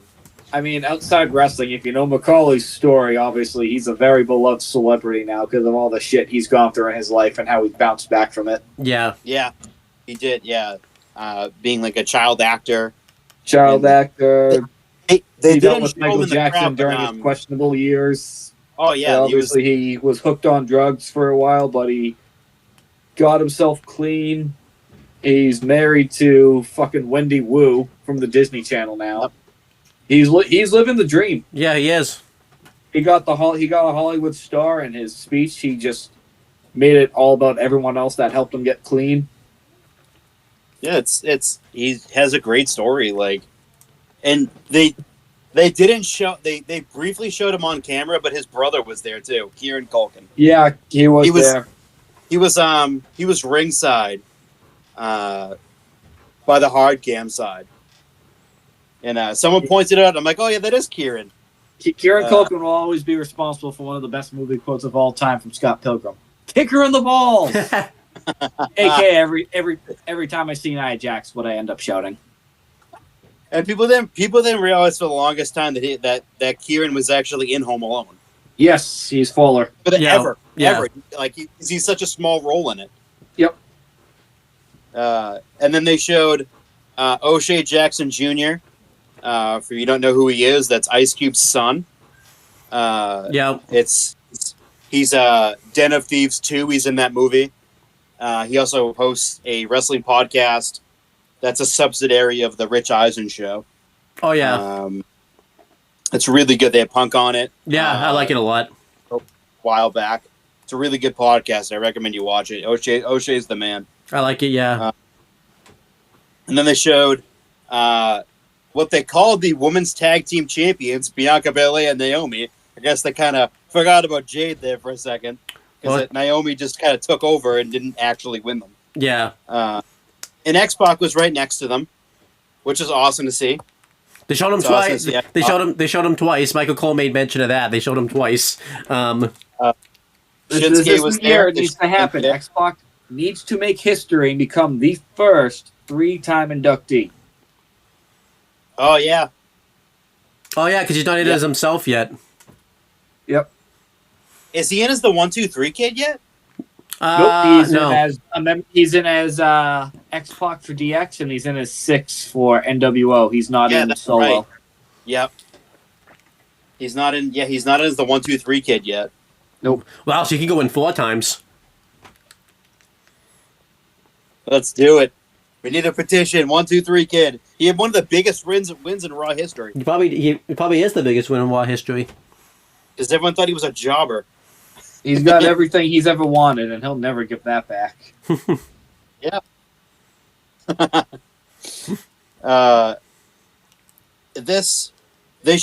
put up Alicia Taylor does the introductions, and they put up a graphic that said that it's Liv Morgan's 226th day as women's champion, women's world champion, and I think Rhea was number 1 on that list, and they had someone else. I forget who else was on it, but she was 3rd. Match was fine. I didn't have a problem with it. They did the stupid predictability near the end where Liv goes for the Oblivion on the chair. That Dominic throws in the belt, and then Raquel throws the chair in. She gets in the apron, gets knocked down. Oblivion onto the chair, and she kicks out of it. I was like, wow, that was insanely predictable. Because that's how they fucking every match she's done that. And then duo Riptides, 2 Riptides for the win, and your winner and new Women's World Champion Rhea Ripley. About fucking damn time. I agree. Say that. Isaiah Green. About damn time. I was so sick and tired of Liv Morgan's very plain, very boring, uninteresting, stupid championship reign. It got stale within the first month. And people can pretend that it was a good reign all they want. It was fucking trash from the beginning. Yeah. Because you know why? Because Rhea was still hurt. She got hurt like twice. The whole fucking reason she was going to turn heel was because of Rhea Ripley was going to turn face. And when Rhea Ripley got taken out because she needed elbow surgery and she's going to be out for fucking 3 months, they jumped the gun on the Liv Morgan heel turn, and it was awful from the very, very beginning. Yeah. She was a brutally bad heel that, and not because, oh, she's a heel, you're supposed to hate her. She literally deteriorated in mic skills. She always had good mic skills. She deteriorated in mic skills, and, oh, she's supposed to be not that good in the ring because she's a heel and she works a slower style. Yeah, but she fucking deteriorated in the ring. I agree. She was horrible throughout that entire reign. She got 50,000 times worse in a span of like 6 months.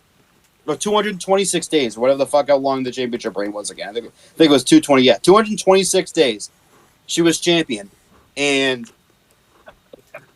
it was terrible from the outset. From the outset, it was awful. Yeah, They threw Becky Lynch into it too, which was like, it just didn't to me. Just the whole title reign just sucked. Yeah. It's the only reason why she was over is because she was a whore in the entire fucking feud. But yeah, overall, she dialed up the sex appeal times 1,000. That's the only reason why people cared. But yeah, overall, I enjoyed this match. I give it like 4 stars. The light result happened. Rhea Ripley went in. It absolutely needed to happen for a few reasons. The first reason, obviously, is this was like Rhea Ripley's like 3rd shot. It was kind of like do or die for her. I feel like she kind of would have been ruined a little bit if she didn't win. It's the first Raw on Netflix. This was the good time to do a title change. Yeah. Also, this is supposed to be a WrestleMania match, so thank fucking God it wasn't. Yeah. But yeah, I agree with you when it comes to the Liv stuff. The title reign really wasn't all that great. I don't think the whole title reign was bad. I think we had like 1 month and 2 days where it was good. The 2 days would be when she beat Becky, and then like the cage match with Dom turn. Well, not turn, but like, you know, that happened. And then obviously the stuff going into SummerSlam was really well done. But then everything else before that or after that wasn't all that great. You know, they extended this way too long. You know, obviously, Bad Blood is probably when this really should have ended, but obviously they wanted to keep it going, and then, you know, the War Game stuff happened, but I'm glad this is finally over. I think there is going to be a rematch of some sort. I think this should just be it, obviously, because this feels like a culmination, especially, you know, because you didn't cover this. Figured you would have covered it afterwards. She laid out Dom and everything like that. It kind of feels like the end of that. She kicked Dom right in the nuts as I was screaming at my TV. Kick him in his tiny, tiny, tiny, tiny little dick.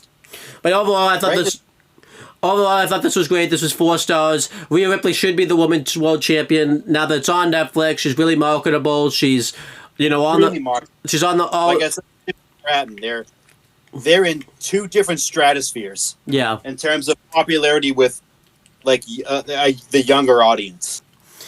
But overall, Steve, what do you think of this match and everything like that, and Rhea winning and the Liv's title reign being over? It's a new year, which means it's time for a new segment, Cooking with Steve Steiner. Oh. So you got your 2 pieces of bread, one like SmackDown and one's like Raw. You got your peanut butter, which is Nia Jax losing her title, and you got your jelly, which is Liv Morgan losing her title. You put it together, you got the world's best peanut butter and jelly sandwich ever, period. I thought it could get better from Nia losing her belt, and then it did because Liv lost her belt. And to Chris's point, it's not just that the people who won those belts deserved it. It's more so on the people who lost those belts because they were horrible, abysmal champions.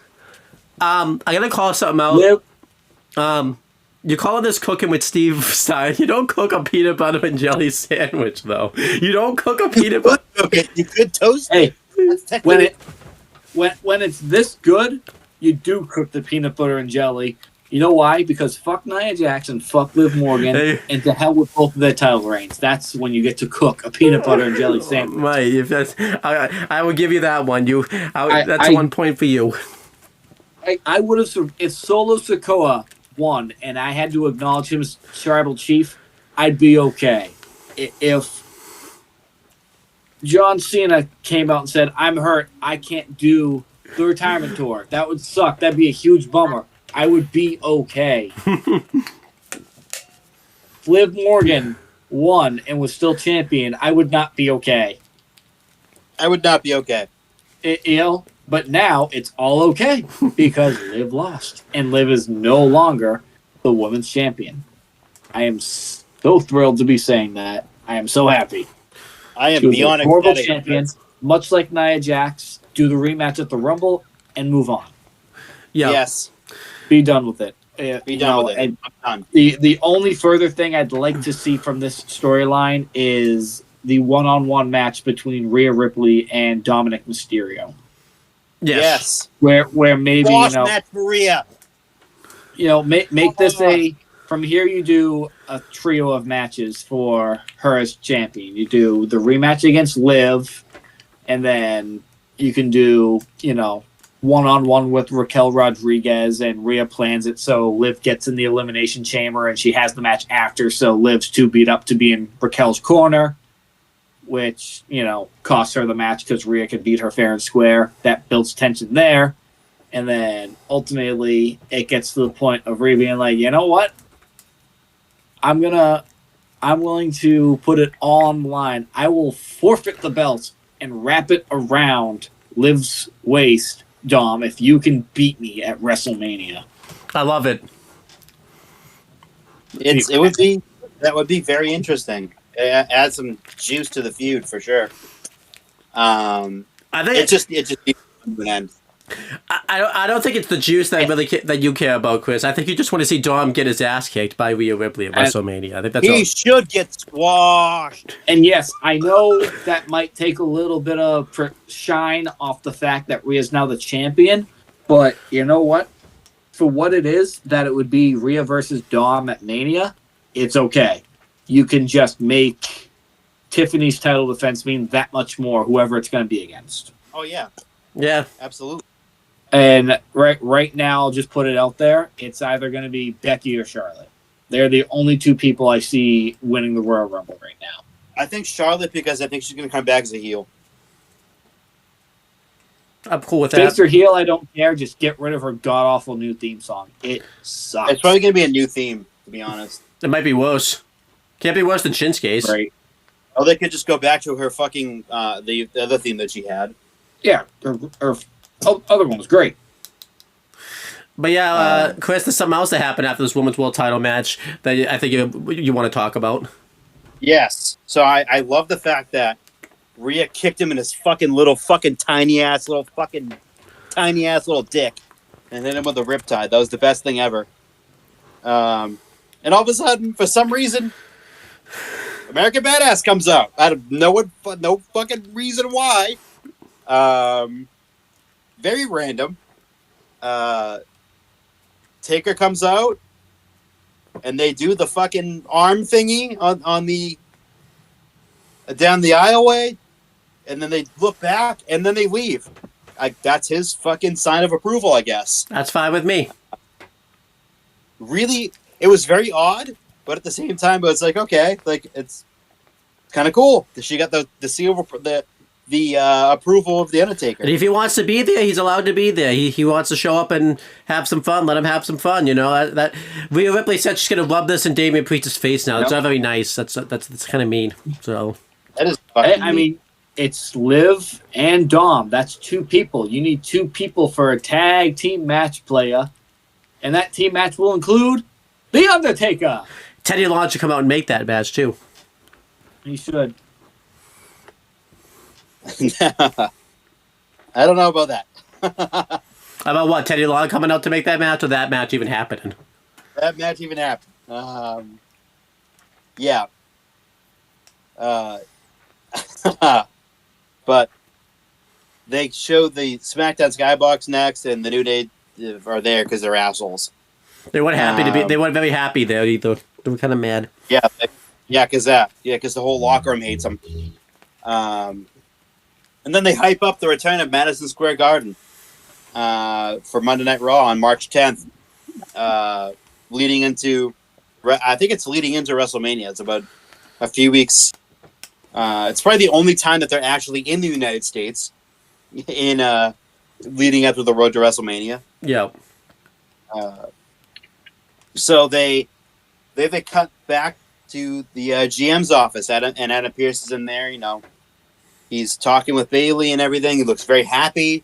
Kathy Kelly comes up to congratulate him on what a huge thing this is for WWE on Netflix and be the GM and everything. And then Chad Gable comes in and he says that, he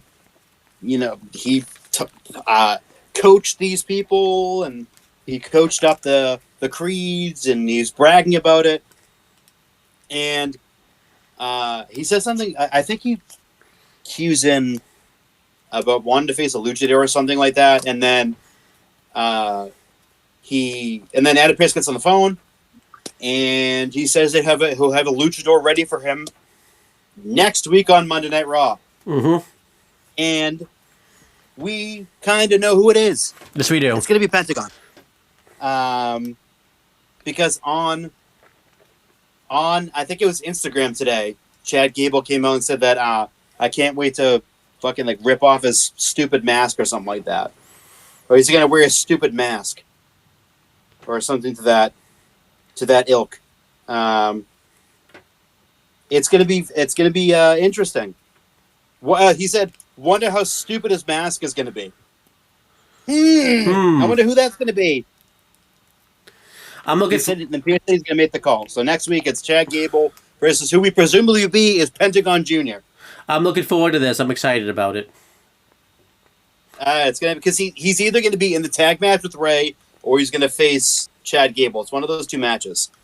Because I can see why, because it was supposed to be on Netflix last night, but they bumped it forward a week because, again, I don't hate it. It's just because of everything going on, it just would have got lost. Definitely.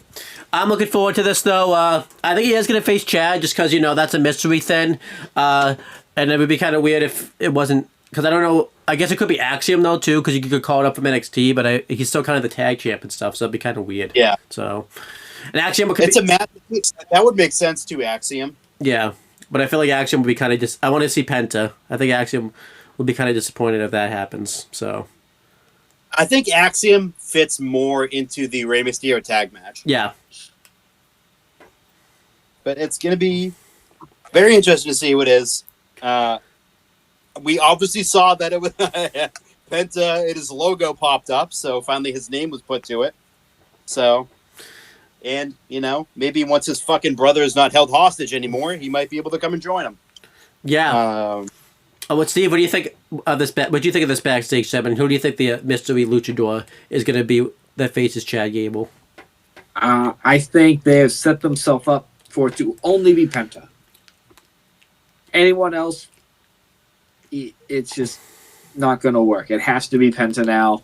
You don't show his logo there at the start of the show and then a few hours later have Chad Gable say he's going to face some random luchador next week and have it not be him. Just can't do that. What will his finisher be, you think? Because obviously he can't do the package power drive. I know Kevin Owens did it recently, but he won't be able to do that regularly. The Fear Factor. Yeah. It's what it's called. The the pump handle small package pin move thing that he does. Oh yeah, that's true. I'm looking forward to Penta. I want his brother there, but I know that can't happen right now. So we'll just have to wait. probably the end of the year. Yeah. Because Mr. Petty, over a rumor. Then they show main event Jey Uso backstage. He's getting fired up for his match against Drew McIntyre.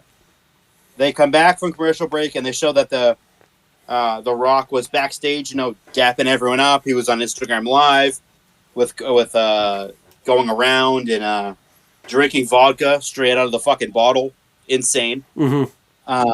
Just fucking opened it up and just started fucking swigging, and I'm like, God damn, that's not smart. And then he drove after that too. So yeah, that was not very smart either. He he dapped up his cousin. He dapped up Roman Reigns again. Went over and talked to Triple H. Ignored his handshake, which I thought was very weird. That was miscue. But so he goes to the back. He takes the swig of vodka. Takes a shot with Cody. I hope it was before and not after, because he would have drank from the same bottle that The Rock did after he put his lips all over it. It backwashed into it. So The Rock's leaving, and as he's leaving, he says that tomorrow night I'm going to be at New Year's Evil, which is a whole fucking shit.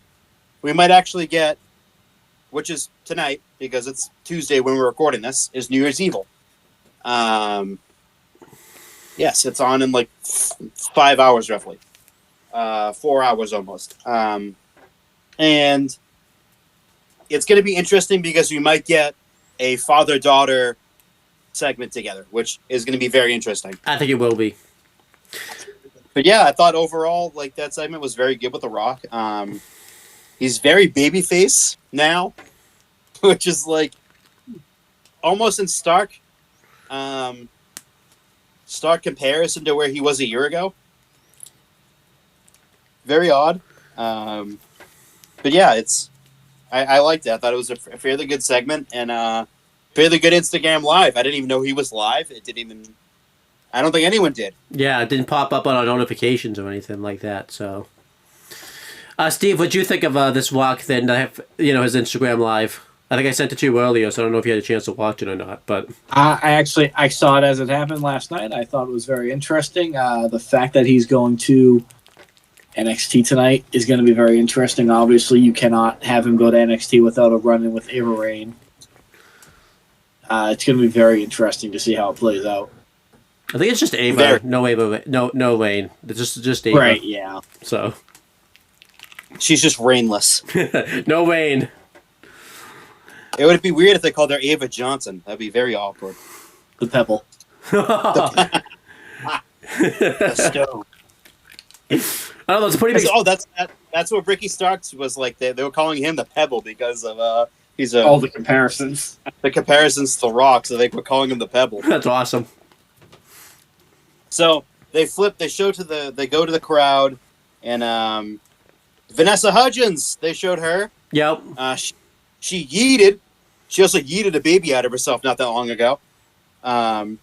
She yeeted in the ring on Friday, which is pretty cool. She's a massive, massive WWE fan, which that scared away Kat Dennings because she said she was a WWE fan and every AEW fan jumped down her throat like 5 years ago, and you haven't heard a fucking post from her since saying that she was a wrestling fan anymore. So thanks a lot for that, guys.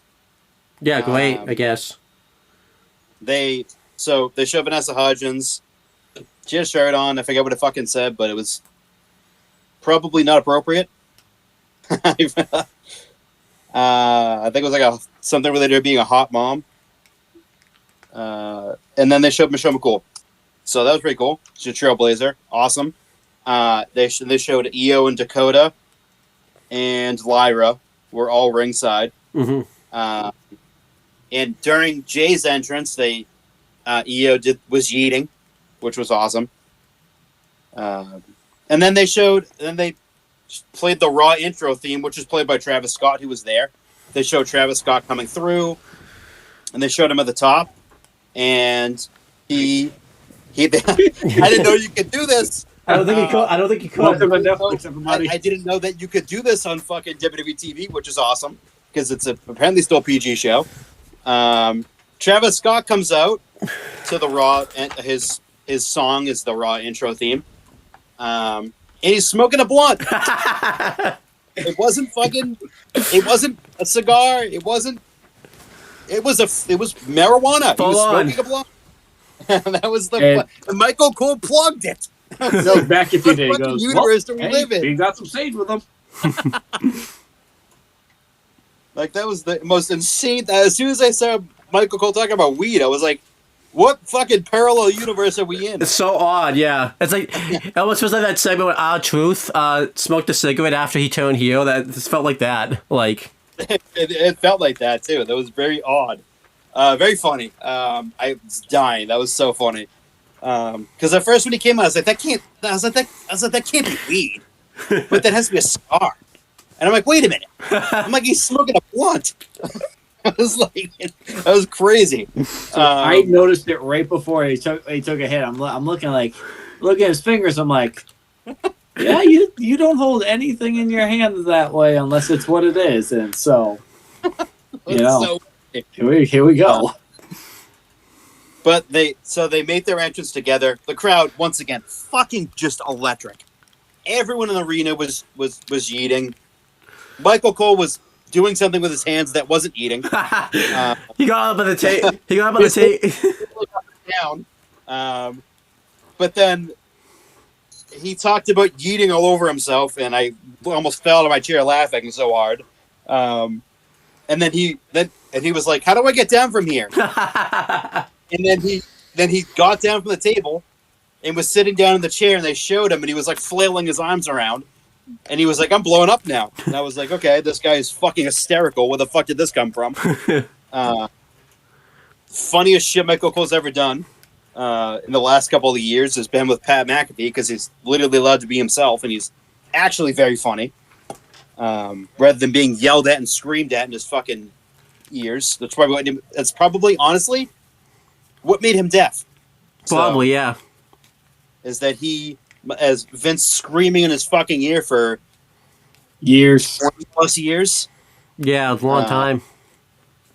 That was awesome. And then they,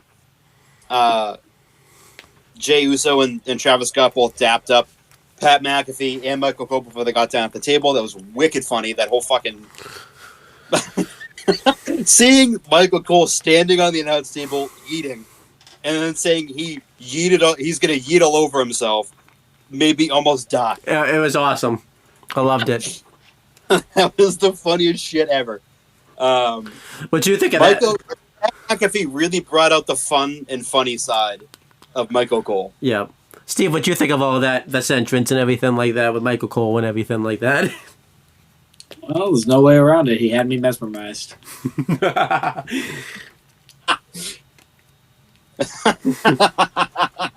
That is all there is to say to it. It was awesome to see Michael Cole having a good time, though. It always is. It's great. Jay's entrance is just electrifying. It's caught on. It's been that way for quite a while. And it's caught on, and it caught on very fast.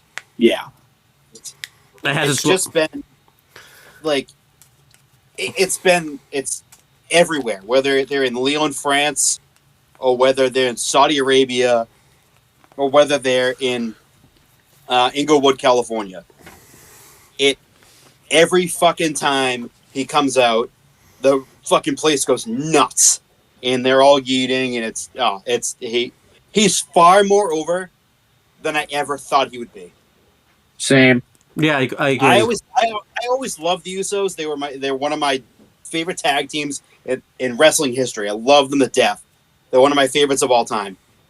I never thought that individually, obviously, like Jimmy had a bit of a rough patch going into WrestleMania and post WrestleMania after they broke up. But leading into WrestleMania, I should say not, because he was gone for a lot of the time last year with an injury. Yeah. But Jay really took off, and now Jimmy's starting to take off too. Absolutely, I agree. Yeah, Jimmy's starting to really get over it now. I mean, the second that Jimmy got turned on last year on the SmackDown after WrestleMania, I was like, when he comes back, he's going to be massively over, and he was. But he has been, yeah.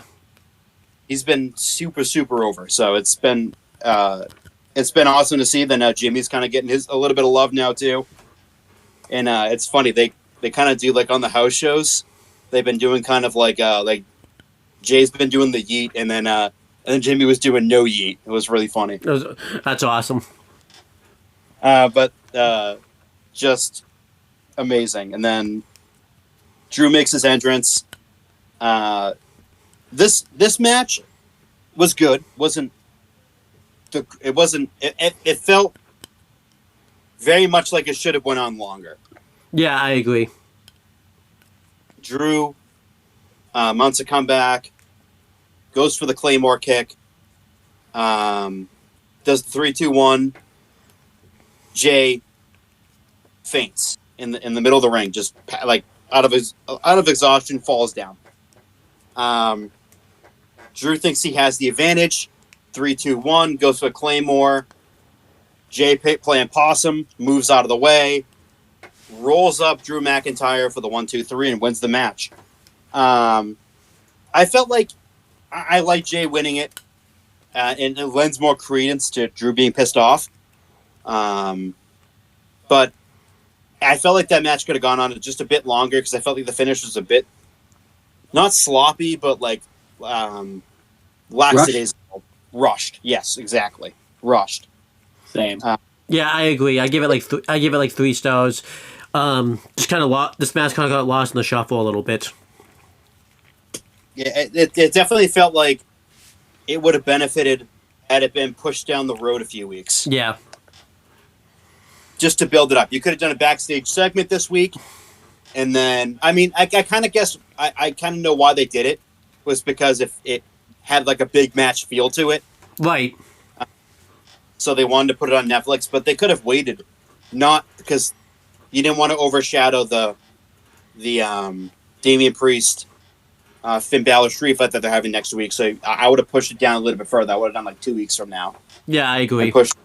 And then that should have main evented then. Yeah, I agree. Like, and you know, it felt like it was rushed and it didn't quite have the same oomph that I thought it was going to have. Steve, what'd you think of this match and everything? It was definitely, not to.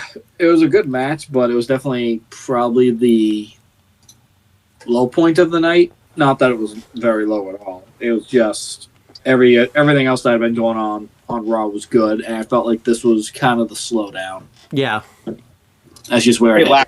The match itself was fine. It wasn't bad. It was just all the matches before were good to great, and this was like it was fine. Yeah, I agree.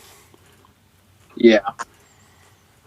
I think they wanted to have Jay there too to do his entrance and everything like that. So I guess that's why they wanted to have this match. But they couldn't. I felt like because Travis Scott came out with the Hardcore Championship too. I forgot to say that too. So it was like the new Hardcore Championship. But that felt like a way just to get Travis Scott like on Netflix and on to a worldwide audience. Yeah. And to basically display the Raw theme song. I agree. Yeah. But yeah, it could have been better. I would have kicked it down the can a little bit, a few more weeks. But it could happen again at the Rumble. You never know. It could be better. But yeah, it was just fine. Yeah. So then they go to a really awesome video package with the Ring General Gunther. And it's really just well done and really well executed. And I would just go back and watch it because it really is it's a really damn good video package. Yeah, great stuff right here.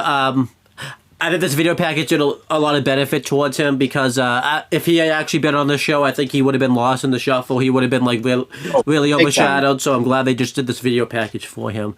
Plus, too, he's like a newer superstar to like people that have just be coming to watch Netflix for the first time. So this kind of gets you. This is a better way to introduce those people to Gunther than if he just came out and had like a match or like a promo or something. Yeah.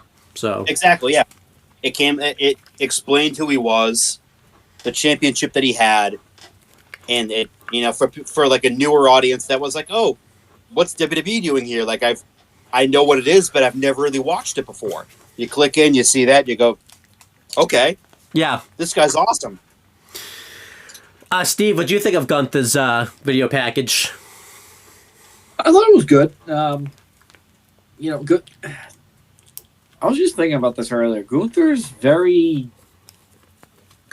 bland in the best way possible, is how I describe him. Like, he's not very character driven, but he doesn't need to be, because he compensates with his in-ring every time.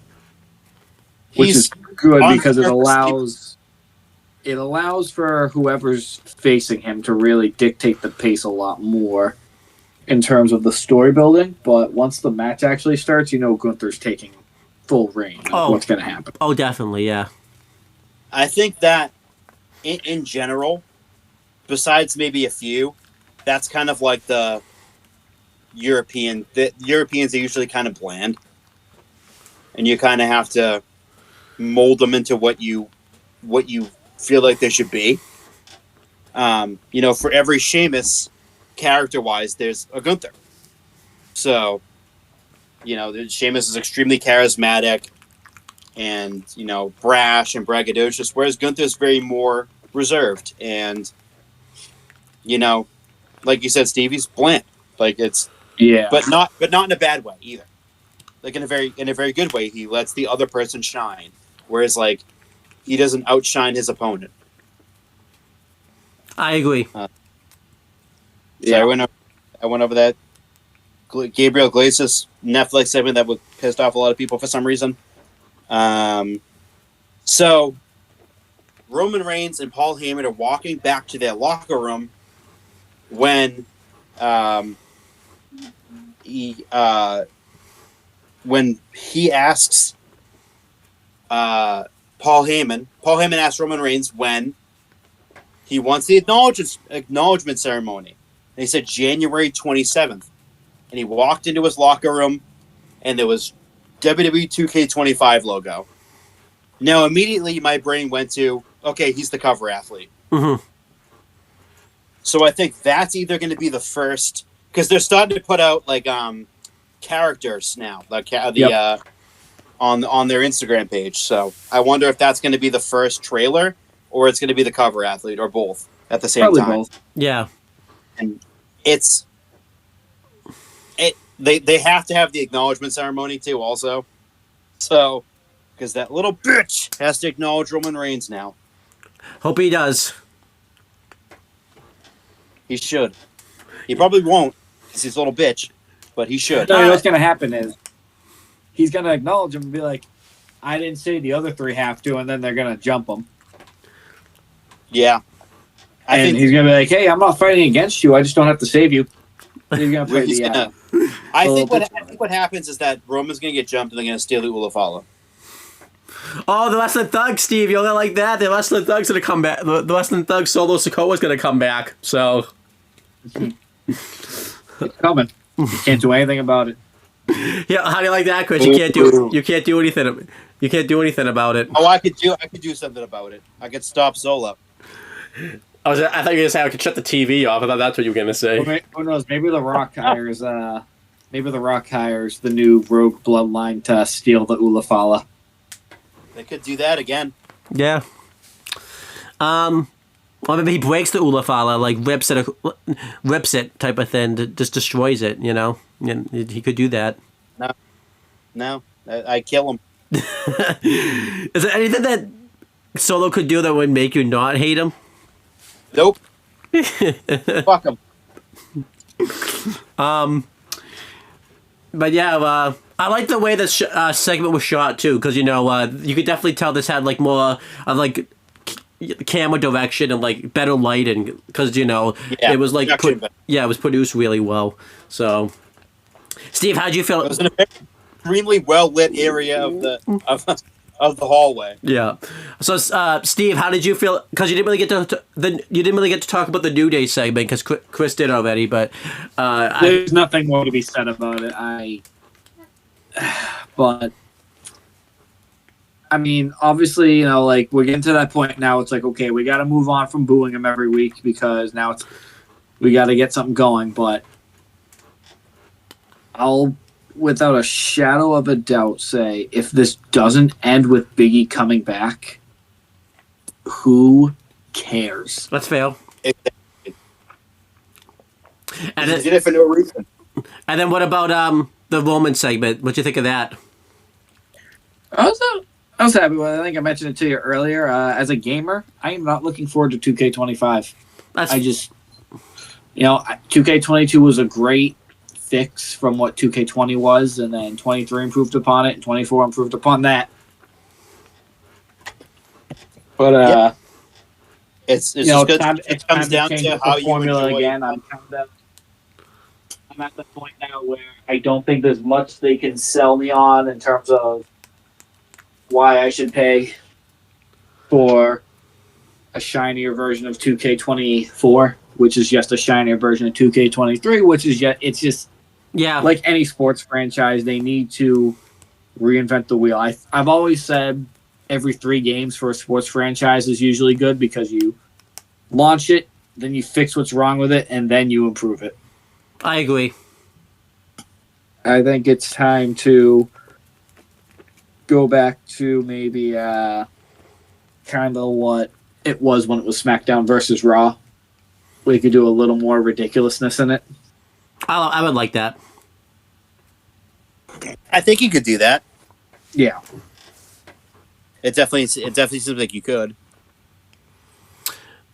But yeah, Chris, take us through some more of Netflix Raw. The thing you love. So they showed Seth Rollins backstage. He was also preparing.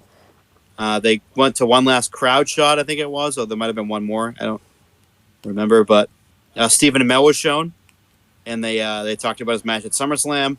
Braun Breaker was shown, Tiffany, and like I said, the aforementioned Leech Bella. And then we get to the interesting one. Nothing this man could say wouldn't make them hate him. Not hate him. So the Hulkster comes out.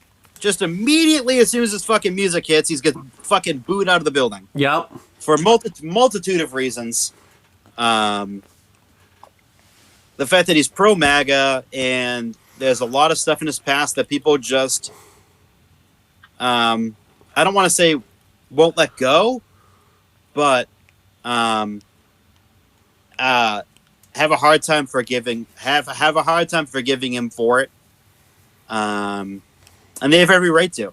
But I think just on that night, put your differences aside, put your shit aside, just pay your respects to him for one night. You can fucking boo him any other time you want, but that was kind of a night where he kind of deserved his flowers a little bit.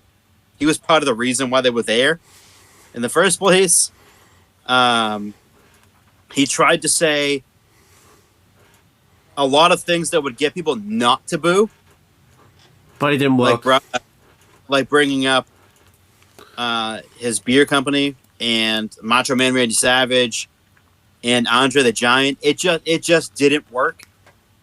And then he rips the shirt off and it says Netflix is Raw. And he turns around and after he said, Netflix will run wild on you. Boom. Gone about as fast as you could, as fast as he could move. He was gone. Mm-hmm. It just,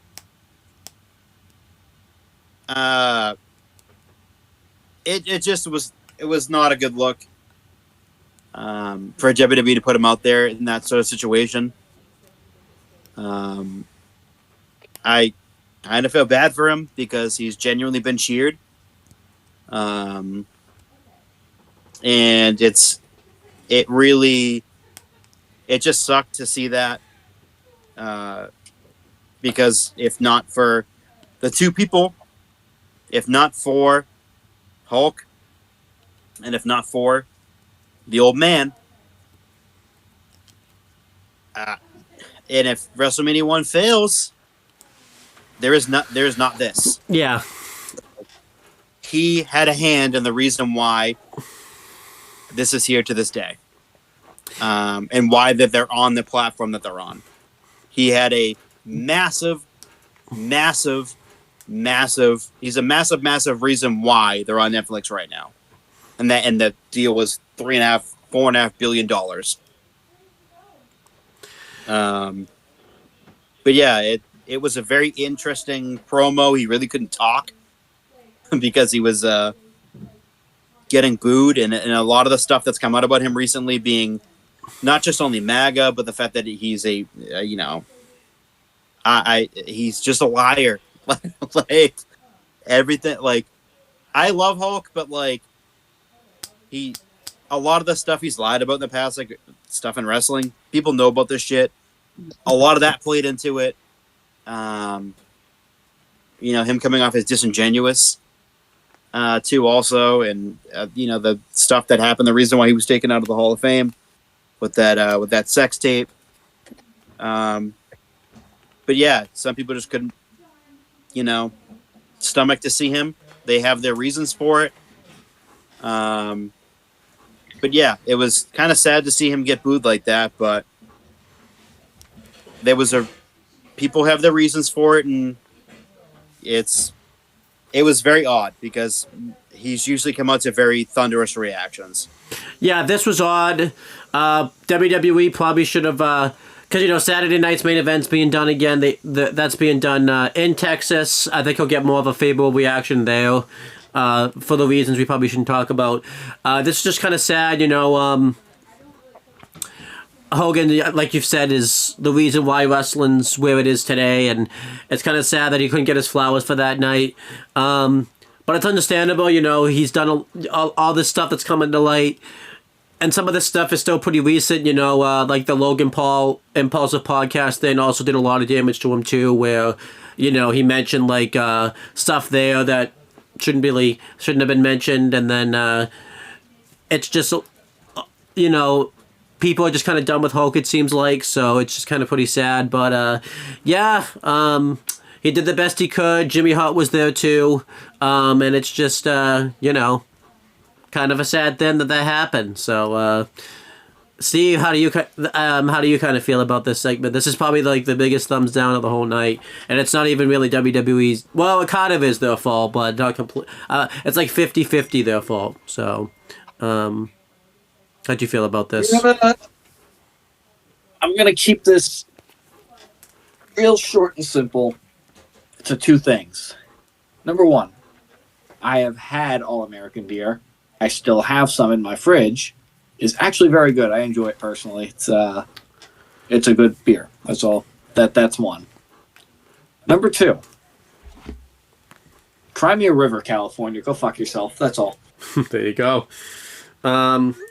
I just got a Hulk Hogan autograph because my mom was just in Florida recently for Christmas. I'm pretty excited about it, but obviously, I haven't been sharing that information, obviously, because of all this stuff that's come out about him. But I think it's pretty awesome. I mean, she didn't meet him, obviously. He pre-ordered because she got it as like a speed shop, and I think he pre-autographed it. But I've seen them on sale.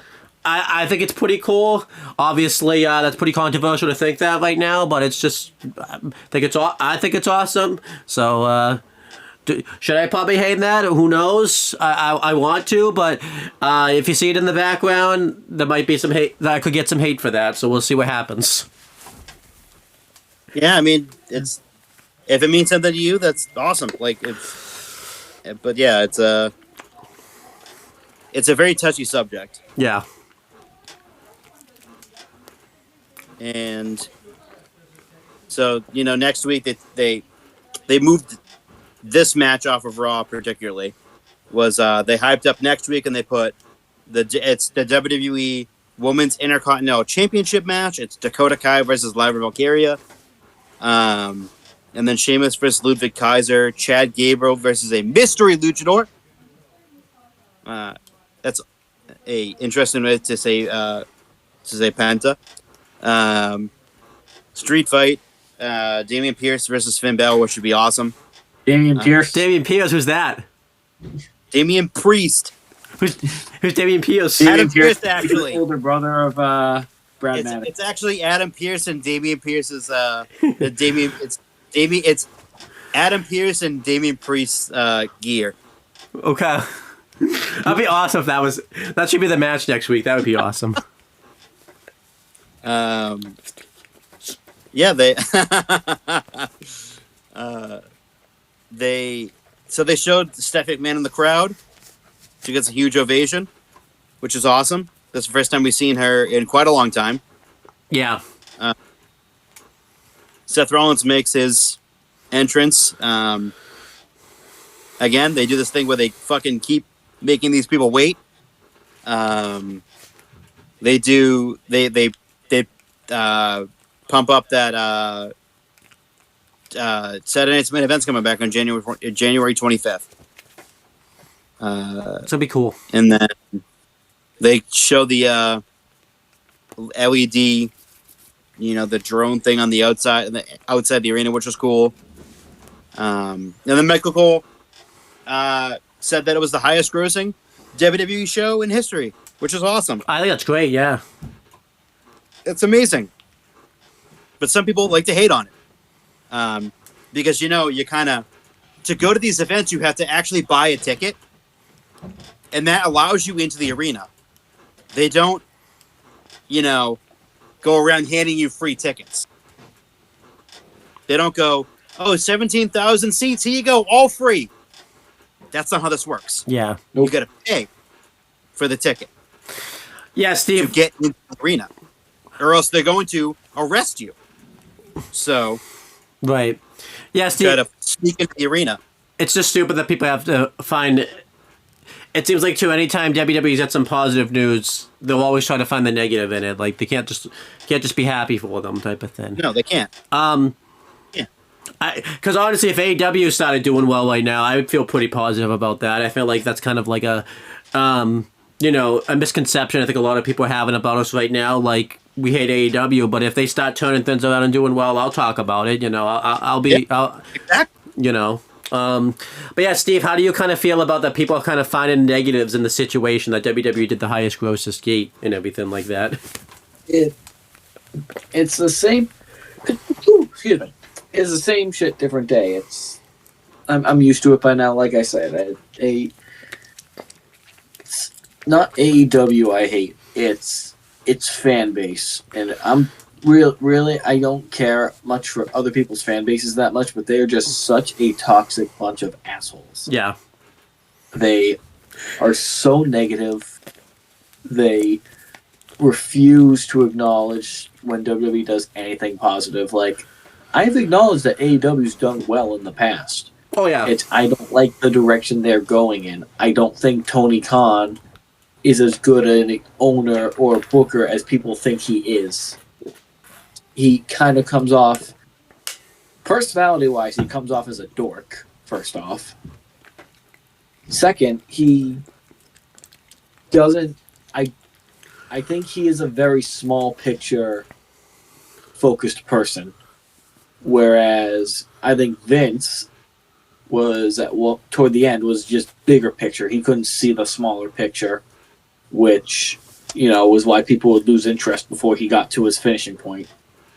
I think Triple H has everything in view when he's putting something together. AEW right now, just not for me right now. And the fan base is definitely the worst part of it. I'm done with it. Let's move on. I'm so sorry. We have to talk about it because it's a thing. But all right, Chris, continue with the breakdown of this awesome, wonderful Netflix Raw that you love so much. Yeah. So CM Punk comes up, blows the roof off the building. What a surprise! The guy's the fucking man. So this is kind of interesting because it's CM Punk's first match on Monday Night Raw since defeating Billy Gunn on January 20th, 2014. A span of 4,004 days. Yeah. Do you also want to hear another fact? January 6th, 2014, the main event of that Raw was Roman Reigns versus CM Punk when Roman Reigns was still in the Shield and Punk was, like feuding with the Authority, building up to his match with Triple H. It's kind of a really cool fact to know because obviously they both were the focal points of the first Raw on Netflix on the same date, pretty much, January 6, 2025. So that was like 11 years ago. That's kind of a cool fact to throw out there. Yeah, it really is. Yeah, that is pretty cool. And if you're asking, like, it's not like I memorized that because WWE posted it on their like that match of Roman and Punk on their YouTube channel like yesterday. I think it was yesterday too. Huh? I think it was yesterday, like during the afternoon. Yeah, it was. All I'm gonna say is, just watch this fucking match. It's awesome. Just watch it. I'll tell you who wins though. It's Punk. Via 2 GTSs. Mm-hmm. And I saw this today before we went on the air, and he had done it in AEW with Mox. We hit the GTS, Mox bounced off the ropes, hits him with another GTS, like in that collapse state, picks him up, GTS, and then hits him for the 3 count. Just the match was fantastic. I don't think this feud's really over. Just a great way to close out the show. I thought Tribal Combat would close out the show. It didn't. I could see why, because this match was an absolute banger. Just a fucking wonderful match. Great match. I agree. I love this match a lot. The biggest thing that they told throughout the story was Seth Rollins' rage and his hatred towards CM Punk is what cost him the match in the end, and everything like that. And they just put on a real banner here. And yeah, I think Punk winning really works. If they want to set up this group I keep hearing about of like all the people that hate CM Punk and Roman Reigns, this faction with Seth Rollins, Kevin Owens, and Drew McIntyre, this is a good path to get to that. I'm okay with Punk and Rollins main eventing because they need to throw Punk a little bit of a bone. This kind of keeps him happy. I know it would make him sound like a baby, but he would kind of be validated if he didn't get the main event here because at Bad Blood, I think he was supposed to get the main event, but then obviously The Rock returning and everything like that. And all the stuff that happened with the Bloodline that had the main event. So I'm glad that Punk got the main event slot here. And this feud's been building for a while. Punk wouldn't make sense. That really works for me. And that was a cool callback with the, Punk doing 2 GTSs in a row and everything like that. So I give the match 5 stars. I really enjoyed it.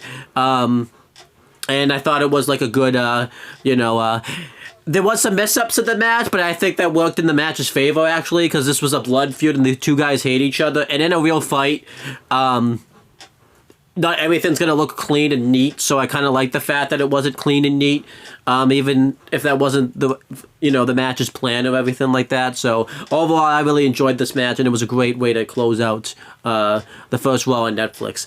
Steve, how did you feel about this match and everything like that? I think it was the right choice for this match to main event. The second I saw Solo Sikoa come out, I knew this was going to be the main event because it had to be one or the other. I guess you could have done them in either order, but for how long they've really been building this one, I felt like this one did have more attention than Roman versus Solo. Mm-hmm. It was a really good match overall. I'm going to give it the ever so elusive 5 stars. I think it earned it. The build-up was great. The payoff was great. The in-ring action was great. The mic work building up to it was great. There was nothing about it that was even just okay. It was all good. I think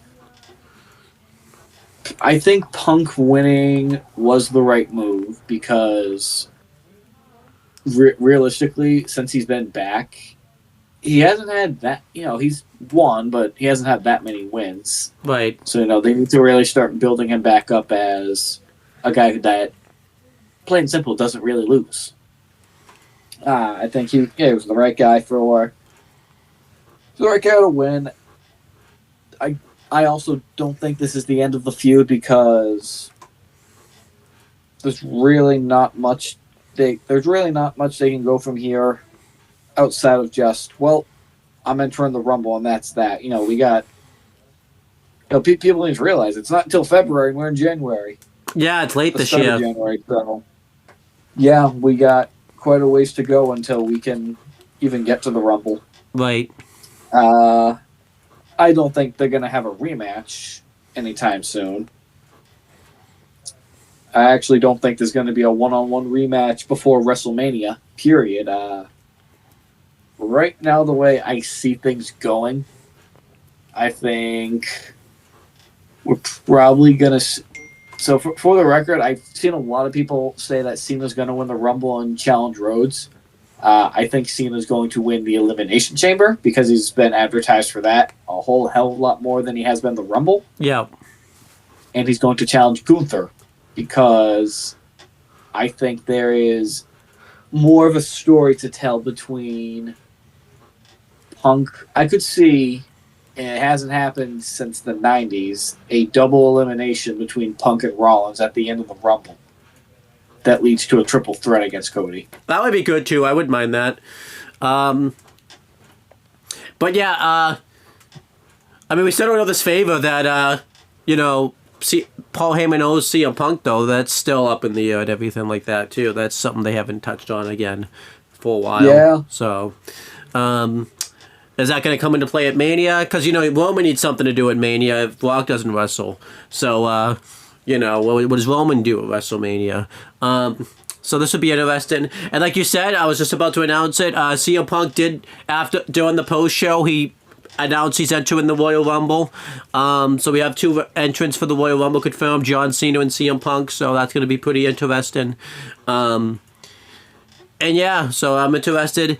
I did call this out last night, but it seems like everything's all good because you haven't seen any reports about it. I was worried about Punk last night because obviously his show, it didn't really seem like, he was moving his shoulder much and like his right arm and everything like that, but it seems like everything's all good. It looked like he was just selling, which is good. But I was a little worried about him, but it seems like everything is all good. So we like it when everything's all good. But let's do letter grades for the first Raw ever on Netflix. Steve, I think you're going to go first. You're going to do your letter grade for the first Raw on Netflix. I'm going to give Raw a solid A. Not an A+, because there's always room for improvement. Everything was great on the show. Just things I would have liked to see done differently. I would have liked it if Cena had actually wrestled on the card. I think Jay versus Drew could have had a little more gasoline to the fire. And other than that, that's the only reason it's not an A+. Other than that, everything was wonderful. I agree. Obviously, I'm sure Chris can figure this out and will probably agree with me. The absolute highlight of the show was not Rhea Ripley winning. It was Liv Morgan losing. Yeah. Well, no, the highlight for Chris was Dom getting his ass kicked. That was the highlight for Chris. So. Right. All right, this tiny fucking little peep. But yeah. Kicked him. But yeah, overall, I agree with you, Steve. I know a lot of people kind of felt... I've seen online, a lot of people felt disappointed with this show because they thought it would be more. They thought they would do stuff to set up WrestleMania and stuff. But I actually kind of like this show. This was like a WrestleMania... Maybe not a WrestleMania type show, but one of the big 4 PLE type show. You had a lot of great matches and a lot of great stuff on this show. And, it felt like a combination of everything they were setting up for from the first... from the last year and everything like that. The only other negative he didn't say, I feel like he just didn't want to touch it, was obviously the Hogan thing, but I feel like you just didn't want to touch that, but I'll mention that was another negative, but I'm still going to give it an A because the Hogan thing, it happened. I just kind of want to ignore it a little bit, and not count it as the grade because there's other stuff going on that kind of affected the Hogan thing that wasn't just WWE's fault. So that's kind of how I feel about that. So I'm going to go A also. Everything on this show was pretty much good to great to fantastic. Chris, you get to be last. I've been hyping you up all night saying you love this Netflix show, so it's going to be really bad if you give this like a really low grade, and I'm going to be like, wow, okay. But yeah, how did you feel about the first Raw on Netflix? I loved it. It it had a lot of promotion in it. People didn't like it. I don't give a fuck. Stop complaining about it. It's the first fucking show on Netflix. There's gonna be a lot of promotion. There's gonna be a lot of celebrities. They had to promote stuff like Gabriel Iglesias was. A lot of that shit I let fly because they're such big wrestling fans. If they were just not wrestling fans and they were there just to plug their shit, I wouldn't have nearly as much respect for them. But Fluffy is a huge wrestling fan, so I let that slide. And he's done stuff with WWE in the past, so he's not a they know him in the WWE universe. But like, I honestly want to know what they expected to happen. Like, did they not expect it to be like a WrestleMania type show? But they're just expecting to be a regular Monday Night Raw, because it wasn't. It's a big fucking deal. So overall, I loved it. It was my cup of tea. It's not their cup of tea. I don't give a fuck what they think. I enjoyed it. I loved it. I'm watching it every week. I'm not crying about it. And I'm going to continue to watch it every week because this is huge. So I loved it. What's up? And my letter grade, A-. Ooh, A-. You get it lower than we did, actually. So, what's the... I loved it, but like, I was hovering between like A- and B+. But I gave it A-. There you go. All right, that's the end of the show. Unless there's any news thing we have to cover before we get off. Anything news related, Chris, that you want to talk about, type of thing, and No, there's been like nothing. yeah, just all good things. We're gonna go around. We're gonna do a nice little plugs and promotion. We'll start with Steve because he's got the least amount of things to plug. Remember, if you want to make bread toast, you have to plug the toaster in, and that's my plug. There you go. That's actually probably the most important plug that you're gonna get in this whole video. Chris, you want to plug anything? I know you got nothing going on, but you want to plug something? I'll do some pluggeration. Our channel update video has been uploaded. So go watch that. It basically details out what the fuck we're doing, and by December 31st, 2025, we'll see if we'll do any of it. Yeah. Because we didn't do much last year. A lot of shit happened. A lot of personal issues happened, but we do plan on picking back up in the next couple of weeks, and with our Let's Plays, and we're gonna continue to still do GM mode. We're gonna do a Let's Play of both story modes in 2K24. So be on the lookout for that. Yeah. Yeah, that's it. That's all I have to plug. I'll just echo you pretty much. This channel we want it to come back in a huge way. The channel update video covers it, but we're gonna try to be pretty active. At least during Mania season, and try to keep some things going. We have some retros planned. Steve and I are launching a series where we're just going to cover wrestling documentaries. That will be starting Sunday. The first episode of that will be covering the Vince McMahon documentary that came out on Netflix last fall. We're going to make it 2 parts, but Steve and I talked off air. We think we could squeeze it into 1 part. Fingers crossed we can, but, hopefully we can. And then, the Let's Play stuff should be really fun to do. And yeah, we're just looking forward to getting into things. Also check out the All the Talkinator channel where,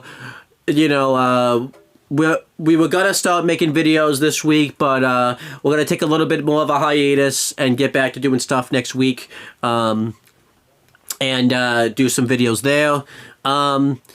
And yeah, that's pretty much it, guys. Thank you guys for watching this video. And since this is being recorded in the past, we will talk to you guys in the future.